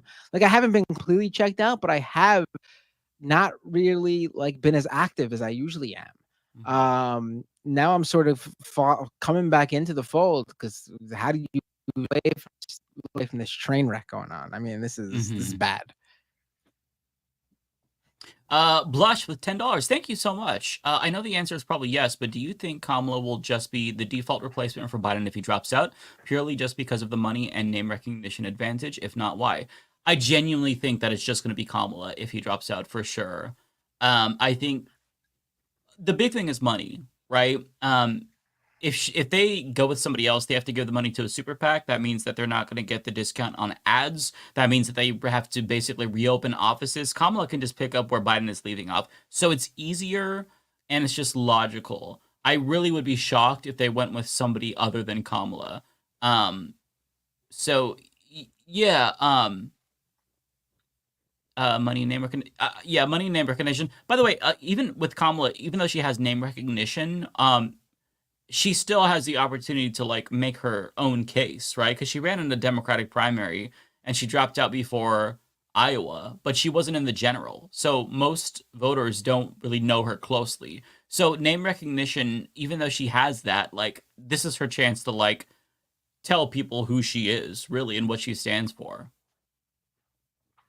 Not only do I think for all those reasons too, though, I think it just makes sense from a makes most sense from a fairness perspective. Like obviously it's not ideal that we're not having a primary and the primary is over by the time if Biden does decide not to run again. But like in terms of like what makes sense, she's the VP, it is an incumbent. The primary, whatever there was of one, she was on the ticket with Biden. So ostensibly people were voting for a full ticket. Anyone else would just not make sense. And I think you would cause chaos. There would be way more people unhappy. It's gonna be unhappy people, period, if Biden doesn't run. But you'll have way less with Kamala than if you had with anybody else. Yeah. And people are pointing to polls where she's not doing as well as other alternatives. But once Biden is out and she picks a new VP, it's kind of a different game. Like the Biden stink would wash off of her, for lack of a better word. She would be able to really make her own case and not have this be about Biden. And then suddenly the election kind of changes, where it's not about whether or not Biden is too old. It's about Trump now, because she doesn't have those same liabilities. A85 Ramos, thank you for the super chat. Says, how is everyone doing outside politics? Hope all is well.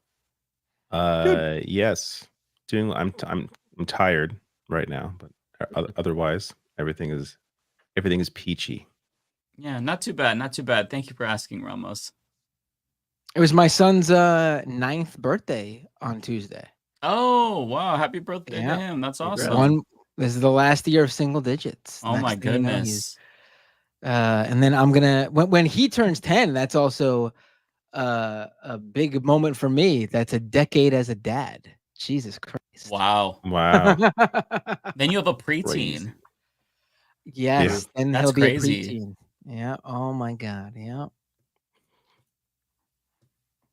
The Lumpen Lodge with $5. Thank you. Revolution, not reform. Sock dem Mafia. Come at me, boys. I will come at you. I'm not a sock dem. You're a liberal, Lumpen Lodge. Take that, huh? The Lumpen liberal, huh? How do you like that? Lumpen liberal. Terabyte, thank you for the $10. Appreciate you. Someone posted about how the last 2 times a candidate was replaced, they lost the election, but they didn't take into account it was the 60s and 70s and what the difference internet could make. Yeah, I think that historical trends like that, or an historical precedent, that's important.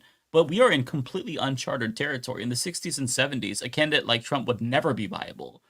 So things have changed. And I think that right now, you can't just play it safe. Playing it safe got us Trump in the first place. Hillary Clinton was the safe option.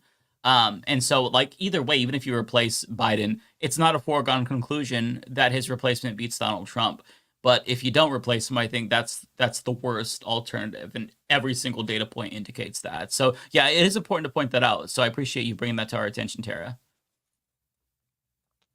885 Ramos, thank you. Every time you guys talk about the trick Joe into thinking he is done, I keep thinking of the episode of Evangeline where they congratulate the MC. Oh, I haven't seen that. Evangelion. Okay, I haven't seen that. Okay, I'm gonna have to wait. check That's that out. how you say that word? You didn't know that? Yeah. Oh my. Neon Genesis. Well, to be fair, I didn't know until I watched the show. But oh, okay. For my whole life, I've been saying the same way Mike said it. How did you say it? You said Evangeline, right? Evangelion. Wow. No, I was asking how Mike said it, just so because that's how I was reading it. But Evangelion, I think he said. That's how I used to say it in my head too. Yeah. Wow. That's how it looks. My whole world has been turned upside down. Yeah, I had no idea. Moosey McFlurfin Butt, thank you for the $5. Harris Sanders 2024. Then we got Hope and Change, and boom, it's Obama all over again. I hate being in a swing district, Omaha, with the choices we have. Yeah, that's frustrating. But I feel ya. If I'm in a swing district as well, I'm feeling the heat. I'm probably sucking it up and voting for Biden if he's on the ticket, just because I think stopping Trump is my number one priority right now. I feel your pain. Regex with $5. Thank you so much. Those vulgar militia goblins are no joke. Can also confirm that my Facebook Cops Are Bad news group has gone full Blue MAGA and it sucks. Really? The cops are bad? Went full Blue MAGA? That's crazy. Because I associate that with lefties, not libs. That's weird. That's suspicious. Facebook's got very weird politics over there. Yeah, Facebook is so very odd. Weird. Narrator, thank you for the $5 super chat. It was an a quote, online leftist thing for 6 months before the debate. Maybe people shouldn't be dismissed and condescended to for going against the DNC. Yes, but lessons will never be learned because it's not about lessons, it's about power. So they're not going to listen. Yep. That's why after Hillary lost, it wasn't, I guess we got to go with Bernie next time. No, there was no lesson to be learned there because it was never about learning anything. They were like, fuck lefties even harder. Yeah. Tunbosin, apparently he thinks he hasn't given me enough money tonight. I'll take it though. Tunbosin, anti-Kamala, please become the first female president. Make Hillary eat crow. Have RBG rolling in her grave. Please Eat it. That'd be great. Pendulous Dragon 199. That was my point. Thank you so much, Pendulous. I'm not sure what that was referring to. I'm not sure when this was sent, but I appreciate the super chat. Taco Face Fart, $2. Yang 2024. The username makes it. The username with that makes it. I'm sorry. Yes. Yeah. Yes. Honestly, if There's it no way weren't that's for a the serious name, I would say hell no. But because of the Taco Face Fart, I'm gonna say yeah, hell yeah. Let's do Taco it. Yang Face gang. Fart sounds Taco. quintessential. Wait, yang let's look at the gang to picture me, too. right? Is it a taco and, farting? and it looks like it's farting. Oh wow. But not That's out of its face. amazing. False advertising. False That advertising. is true. It should be farting out of its face. It's not. It's farting out of its butt. Yeah. False advertising. Yes. Yeah. Right. Tech Stan 9.99. Thank you. 9.99. I'm just. Who's that again? That candidate in 2012. Cain. Oh, 9.9. Yeah, Herman Cain. Oh. Herman Cain. 9.99. Oh my God. I can't believe Forgot about my that. brain went there, but the Lord Almighty told you. The guy who King. tweeted about COVID and then died from COVID. And then his Right. account continued to tweet about how COVID is fake. Yeah, insane. He was tweeting from the grave to let us know that shit is not real. He didn't die from that. Okay. The Lord Almighty told Joe to. What is this? Come toward the light. Oh, come toward the light. He went Biden there at the end. Yeah. Come toward Dr. Helite. That's pretty funny.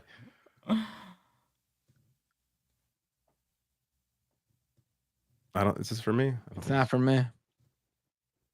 Oh, this is for me. Okay, C333949. $2. Thank you. I missed this one in my little side chat here. Are you there, God? It's me, Joe Biden. See, Biden. This is God right here. Listen. That doesn't sound like Biden, though. It needed to be something like, "Are you there, fat? It's me." I think Listen, it's a fat. Simpsons reference. Oni K's with a super It's a chat. Godfrey Jones reference. We have to laugh. That's the only way to stay sane in the face of this horrible farce of reality. Seriously. Oni Kaz defending us from that listener who sent me super chats about how, what is this, a serious politics show? We're just making fun of people. Yeah, thank you. Thank you for the validation. Jason Carby, thank you for the $5. The past 2 weeks has made it clear we have a Blue MAGA problem. Absolutely. The number of posts that pro-clutch and deny our lying eyes is too damn high.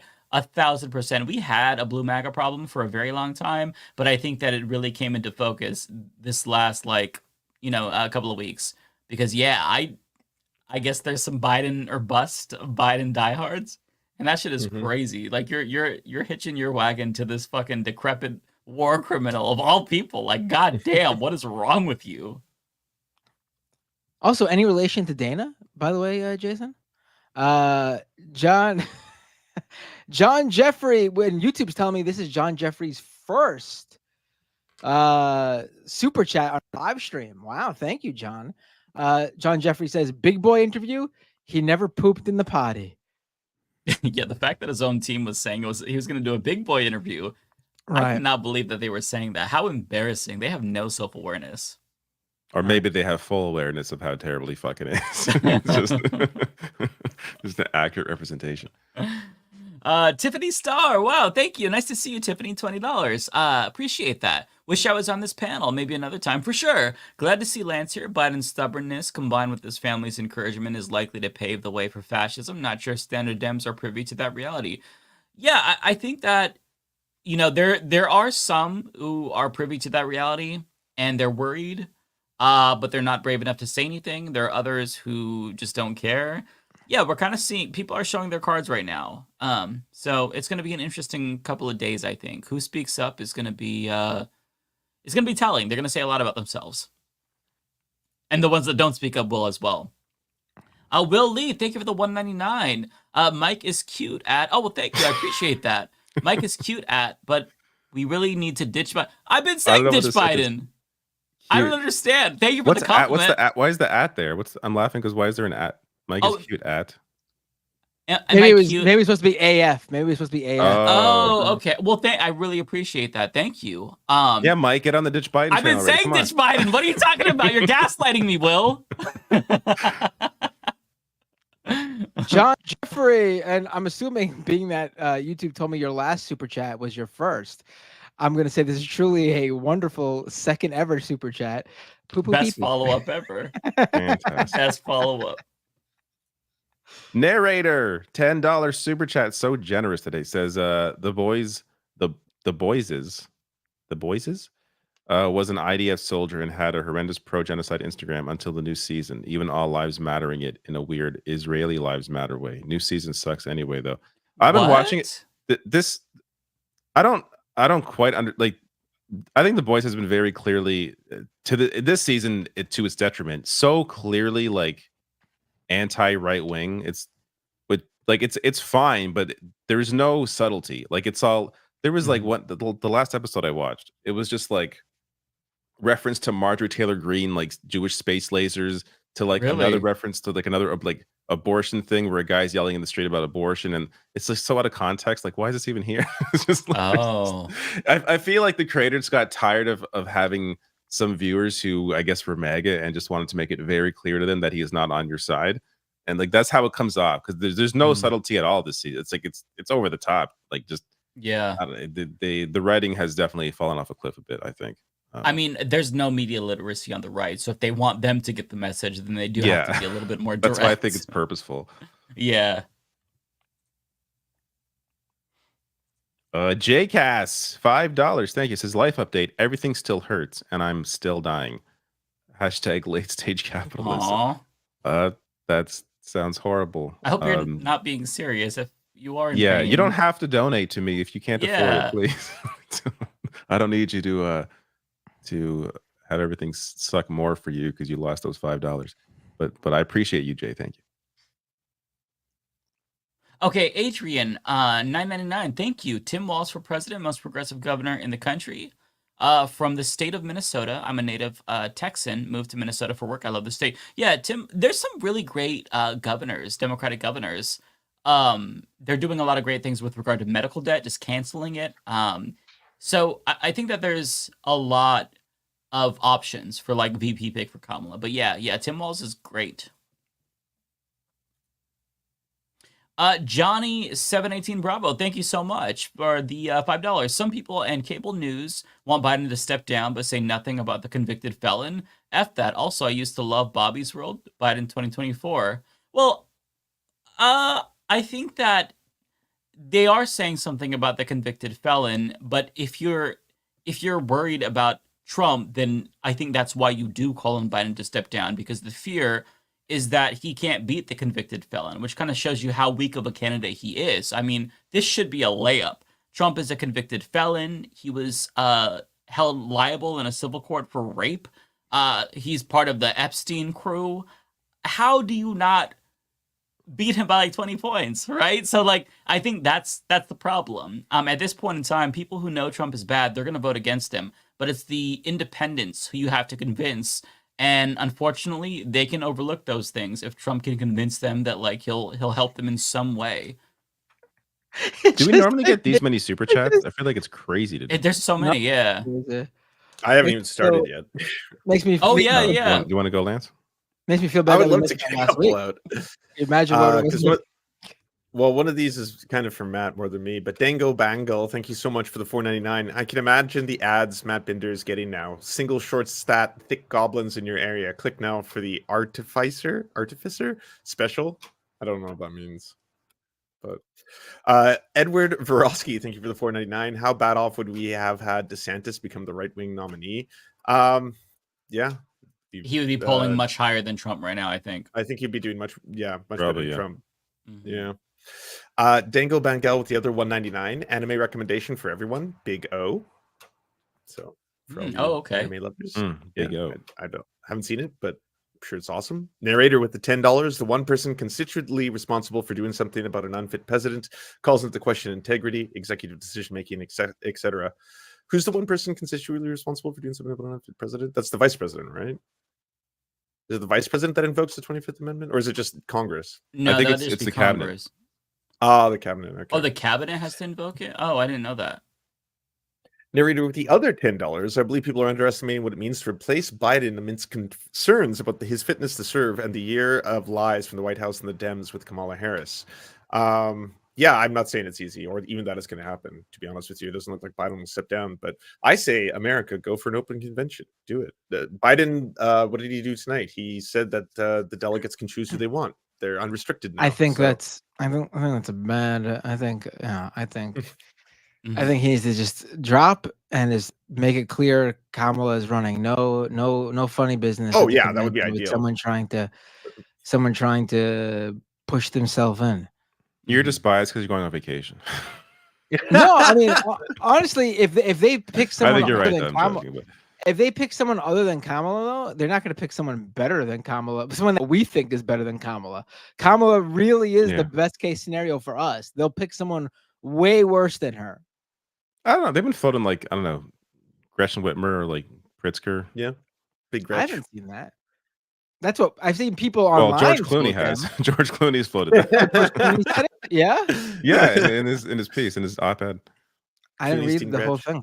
Wes Moore was another one. He rose. Bitey Face Puppy Guy, thank you so much for the $10. If implemented, many of the policies in Project 2025 would be widely unpopular. Do you think that disruptive mass protests on an unprecedented scale could make the implementers of Project 2025 back down?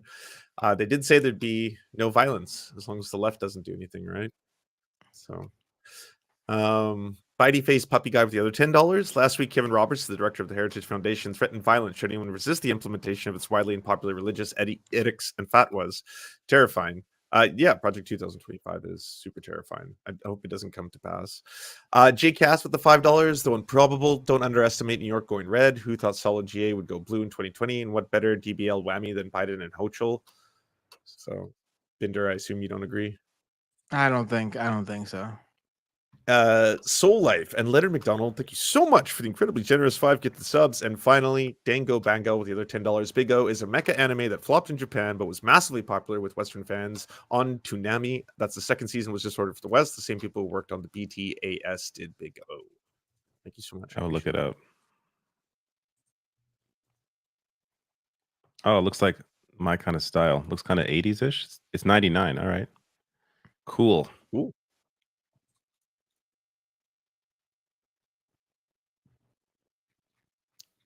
Who's got Trent? I think this is Matt. Is it? Let me see. It is Trent with a super chat. He's gonna die the week before the election. In his last will and testament, he'll leave everything to Netanyahu. Last words: I built NATO, Jack. This is all accurate. You know what? It's totally well, the first line at least is totally possible. Yeah.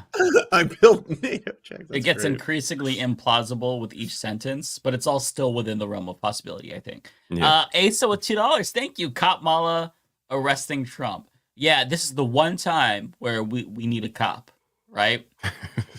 Bring her out. Lizzie Bennett with $10. Thank you for the generous super chat.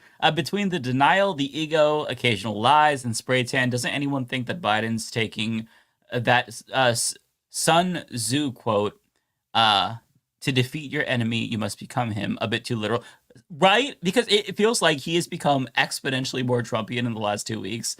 The braggadociousness, the denial of polls, the attacking of people in his own party, calling into his favorite cable news show. You're absolutely right, Bennett.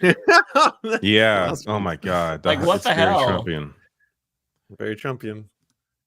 All right, I may have to just rush through mine now because it is late.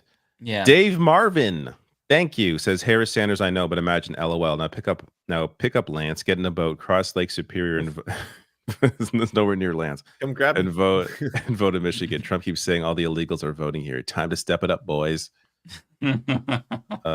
Mike Will, calling me crazy, but Kamala would do better than Biden because Republicans don't know how to attack individual people of color on a national stage. That's what I said. Yep. Yeah. I mean, they just be racist.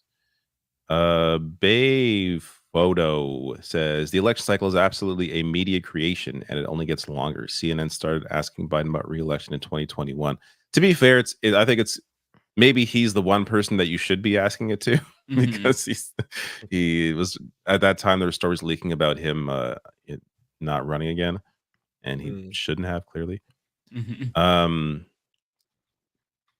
Erica gave me a thumbs up. I'm going to say thank you. Thank you, Erica. Narrator, they Spider-Man pointing at Spider-Man meme. Thank you, narrator. Mhm. Erica, again, anyone but Biden except Klobuchar or Buttigieg, read the current affairs piece all about Pete. Yeah, I don't think.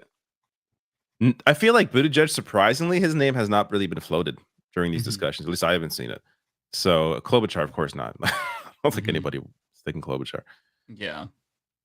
Free Radicals said, wow, very generous. 1999. Thank you. Says Biden said himself that he's the first black female vice president. Replacing him is clearly True. racist. What are your thoughts on Jill Stein? I don't really have thoughts on Jill Stein personally. Andrew S. Thank you for the $10 super chat. Hey, David, congrats on your videos reaching 100,000 views. Plus views. Lots of news. Been depressing lately. If you want another dystopian future anime, I suggest Nausicaa and the Valley of the Wind.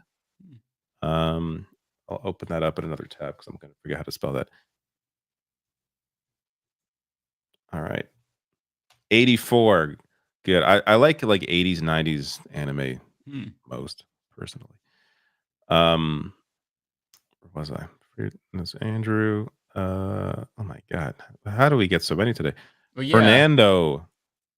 Fernando, So as an many. IBEW labor organizer, I cannot stress how crucial it is that we support a pro-labor candidate. The Republicans will end the NLRB and end unions. Yeah. That's part of Project 2025. Yeah. Yep.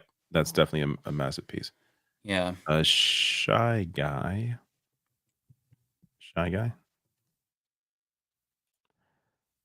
Thank you. Says, do you think Kamala could surge GOP turnout? No. GOP turnout is out regardless for Trump. It doesn't matter who the hell is the Democratic candidate. So no. Narrator, Frenchie from The Boys. Oh, Frenchie's the one who posted the IDF stuff. Okay, I did not know this. Oh, you mean the actual actor did? Yeah, because that original one said The Boys is. You can't. I'm not going to apply what the actor did to the show. But I hear you. Narrator has the last two. Y'all need to reread the Constitution, and Canadians get a pass. That's fair. Thank you. I'm not going to read that shit. That's boring. All right, I read that in school. I'm done. Ben looks tired too, but I guess he's gonna. We'll try to. We've got kind of a lot, but we'll try to rush through them. It is crazy. Thank you all for your generosity tonight. By the way, very generous chat today. Thank you. You're welcome, David. Yes, I thank you, Mike. appreciate you Especially thanking me. Yeah. Yeah. Take care, David. Good night. Okay. So we're here with narrator $10. Do you want to just run through like how David did? Just run through what you There we got, go. and then I think that would be smart. Yeah. Yeah, and then I'll run through what I've got. There we go. Well, Because we're gonna be here all night, and I'm tired. Right. Okay. Narrator with $10. Thank you, narrator. Conservatives talk about how queerness is an intelligence op by foreign enemies of the U.S. The media should be shouting from the rooftops about the hacks showing heritage funding from China. Donald J. Trump voice. Yeah, from China. Yeah. Honestly, I think that they should do anything to give them a taste of their own medicine for sure. Yeah, that's a good recommendation, narrator. Another one from narrator here. Also, it should be registered as a foreign agent. Yeah, absolutely. It's crazy how much these organizations get away with. I know there's a big movement on TikTok to report the Heritage Foundation to the IRS for tax fraud or because it's not registered as a foreign agent. I don't remember what the specifics were, but I appreciate people taking action. That's really good.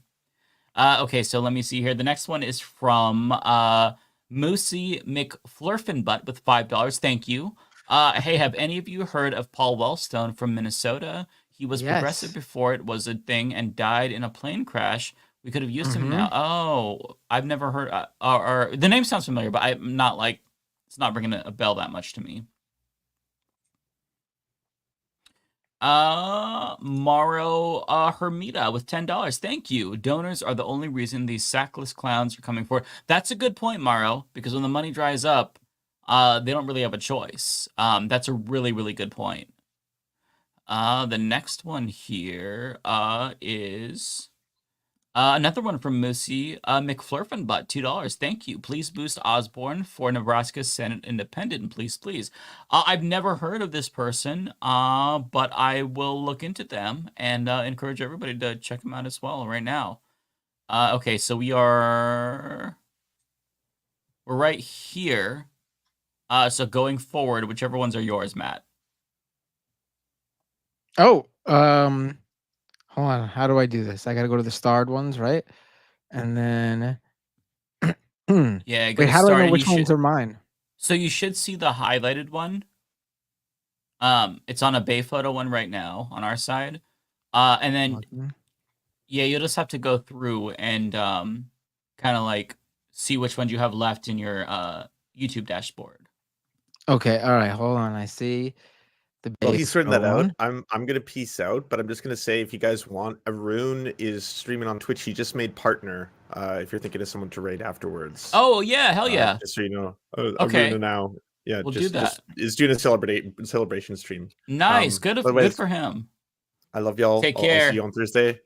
Yes. Bye, friends. Peace. Peace. All right, I think I see where we are. All right, here we go. Narrator with a super chat. Are you that invested in 2 terms for prosecutor in chief? Also, I really don't think that's how presidential term limits work. Yes, we addressed that. I guess this was sent right after I said it. I mean, if you have an incumbent, you run the incumbent. They're more likely to win, unless they're 81 years old. Right. My dad, Alan Binder, member for 11 months. Thank you, Dad. One more month. Kamala could run in both 2024 and 2028. Look at LBJ example, but he declined to run in 1968. Right. Okay.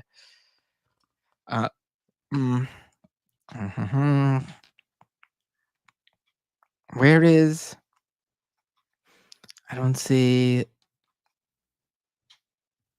Oh, this one didn't show up. That's weird. It happens sometimes. I don't know why. All right, I'm just gonna read it. That's really weird. Maybe I missed it, or no? Okay, it's not here, but I see it on my end. Angelin de Bakashaki with a $10 super Sure. chat. Oh, I see it on this end.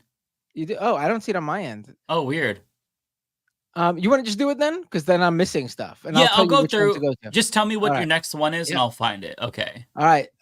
Teddy Roosevelt took over from McKinley and then ran twice and won. Johnson could have run twice after JFK, but decided not to because Vietnam, right? Okay. The next one's from Narrator. What are the 2 constitutional responsibilities of the vice president? Sorry, I'm done. Another online leftist to be ignored again. Good game. It's over. Okay. Next one is from Narrator as well. Can't let it go. Kamala wins with I'm running for a dream job, but I didn't do my one job of invoking the 25th, and I differ from the genocide policy of my president. I was just quiet as 100,000 died until I asked for votes. I mean, yeah, that sounds about right. Yeah, you're not wrong at all. Rolando Capelleja with a super chat. By the way, thank you. That was $20 super chat, Narrator. I appreciate that. Rolando Capelleja with $5 super chat. A U.S. president can serve a max of 10 years. So a candidate can run at the top of a ticket in 3 election cycles. Example, LBJ was eligible to run in 1972. Oh, okay. We got some history buffs here. Good on you Yeah. all. That's interesting. Mariah with a super chat. This is my favorite chat of the night. Matt is cuter. Take that, Mike. Oh. John Jeffrey. John Jeffrey with a super chat. Biden versus Trump's diaper. Biggest ass win. That's a lot of shit. That was John Jeffrey's 3rd super chat. Thank you. Nice. The bestest leftist with a $10 super chat. If Biden doesn't drop out, should we consider voting for RFK Jr.? No. No. He has pledged to get money out of politics, tackle corruption, and end the wars. That's He's better than a Trump pro-genocide.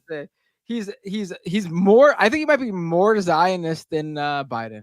Yeah, he's worse than Biden. If you're gonna vote for somebody that can't win, at least vote for somebody that's like better, like Jill Stein or Cornel West. Like voting for somebody who's a complete genocidal freak, who's also very much anti-vax.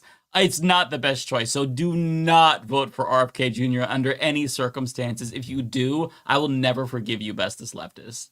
I mean, also, if you're considering not voting for Biden because of his mental acuity, I hate Don't vote RFK the Jr. brainworm guy. Listen, there are 3 candidates in this race whose brains are rotting.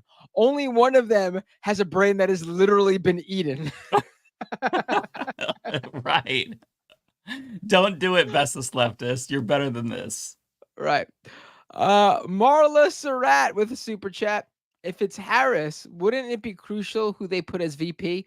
White male. Who's your pick? I don't know who would be her VP. Literally anyone would probably be fine. The point is getting Biden off the top of the ticket and her on the top of the ticket. Yeah, she should pick someone good as a VP. Maybe you're right. Maybe she would have to do the same thing Hillary Clinton did with picking a white guy. Didn't work out for Hillary, but she also picked the most boring white guy. Yeah, there's better white guys out there. Who is anti-abortion in the same way that Biden is. Like, personally, he's against abortion, but, politically, he's for it, which isn't very reassuring in this era. So I think that if she picked a white guy who was actually exciting, like Andy Bashir, he's fairly progressive, but he won the governor race in Kentucky twice. Didn't abandon the left. Very much vetoed anti-trans legislation when they were trying to use it as a gotcha. Still won. I think somebody who's actually good at politics should be chosen. She could pick a talented white dude. There's a huge fucking list of white dudes. There's binders full of white dudes she could choose from. All right, Mitt Romney. She'll pick Mitt Romney. Yeah, there we go. T-Type speaking. I am a member for 12 months. Thank you, T-Types. 1 year. Really appreciate it. That. Creflo $50 with $10. The only Joe I believe in is Joe Hendry, right? Yes, it's a wrestling reference. Also, Matt, September 28th, Red Bulls versus NYCFC. I hope you're there to see the Red Bulls run through NYC. P.S. Portland Timbers uniforms than the Seattle Sounders. I already saw Red Bulls versus NYCFC this year when they played earlier. I think it was last month or the month before at Citi Field, where NYCFC beat the Red Bulls. So I don't think I'm going to make it out to Jersey. There's only one true New York City team in MLS, and it's the New York City Football Club. Your New York Red Bulls are a New Jersey team. T-Types with a $5 super chat, and what I believe might be the last super chat of the night. There's one more that came in from me. Oh, look at that. So T-Type says, Whitmer would be my pick. Establishment enough not to get sabotaged like Bernie, from a swing state, and more to the left than most names being floated. Yeah, Whitmer would probably be pretty good. And it also sets her up to run the following, when Kamala would be done. Whether it'd be 4 years or 8 years, be putting Whitmer on the national stage to run. And I honestly think Democrats would never go for a 2-woman ticket. I think that it would actually be fine. I think that Whitmer and Harris would actually be a pretty solid ticket. So, yeah. Bad Ash with $5. Thank you so much. My anime suggestions, Madoka Magica and Plastic Memories. Oh, thank you. You know what? I'm going to be watching One Piece for a very long time. I'm on episode 620. So I'm going to have to put that in my little notepad of movie recommendations and TV show recommendations. I have a very long list of shows that I write down that people recommend. So let's see. Madoka Magica and Plastic Memories. Is that all for the super chat? We got one more from the bestest leftist. Thank you so much. I don't think I could live with myself if I disappointed you like that. LOL. We'd be getting desperate. Well, thank you. I'm glad that I have such an influence. I just saved you from making a horrible mistake. As you can tell, I don't like RFK Jr. So thank you, sir. Good decision. Right. Okay, well, do you want to rate? Oh wait, over on Twitch, really quick. I just have 2 over on Twitch. Oh, okay. Serious Business resubscribed for 15 months at tier 1. Wait, hold on. You just resubscribed for 15 months up front? And you've been subscribed now for 31 months. Wow. Thank you, Serious Business. That's very generous. That you trusted me enough to sign up for 15 months in advance. Wow. You better not say anything bad those 15 months. Yeah. Valanova cheered 100 bits. You guys are forgetting Mamala will have the new Supreme Court powers. She'll be able to run 3 times if she wants. Oh, right. I mean, she could run forever if she it can be illegal if you're doing an official business or whatever. Who's going to question her? She could drone strike him. Right. Oh, we got one more super chat from Tara. Thank you, Tara. Almost happy birthday. Hey, appreciate you saying that. Thank you so much. Oh, it's your birthday coming up? Yeah, it's my my birthday's coming up on the 18th, which is sometime July. Yeah, sometime next week. What is it? The 11th. That is. We will be doing a Leftist Mafia. Will you be joining us on your birthday? Oh, really? Yeah, I have 0 plans. So yeah.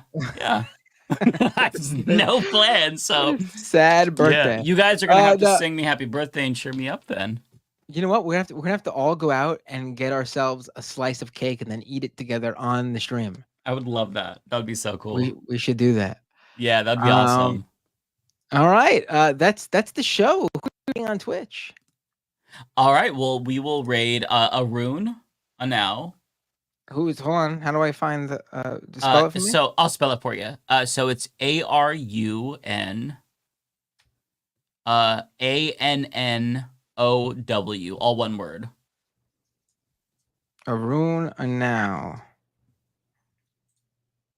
And what was the deal about their channel tonight? They just got just became partners.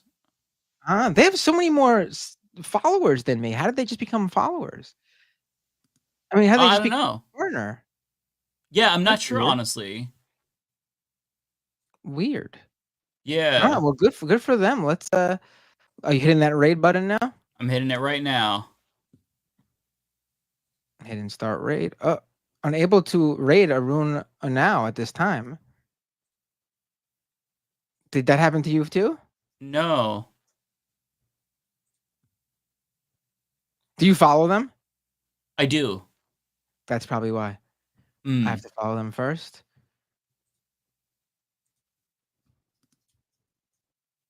That's weird. They might to stop hate raids. They might have. Oh, that makes sense. I can't raid them. Oh, so you can't? No. Okay. You can raid Frogun. She hosts a show with him. Yeah, sounds good. I'll do that. F-O.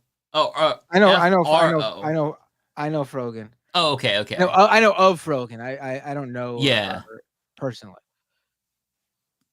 Hold on, let me.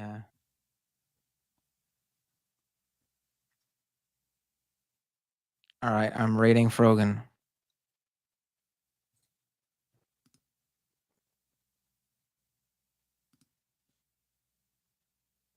All right.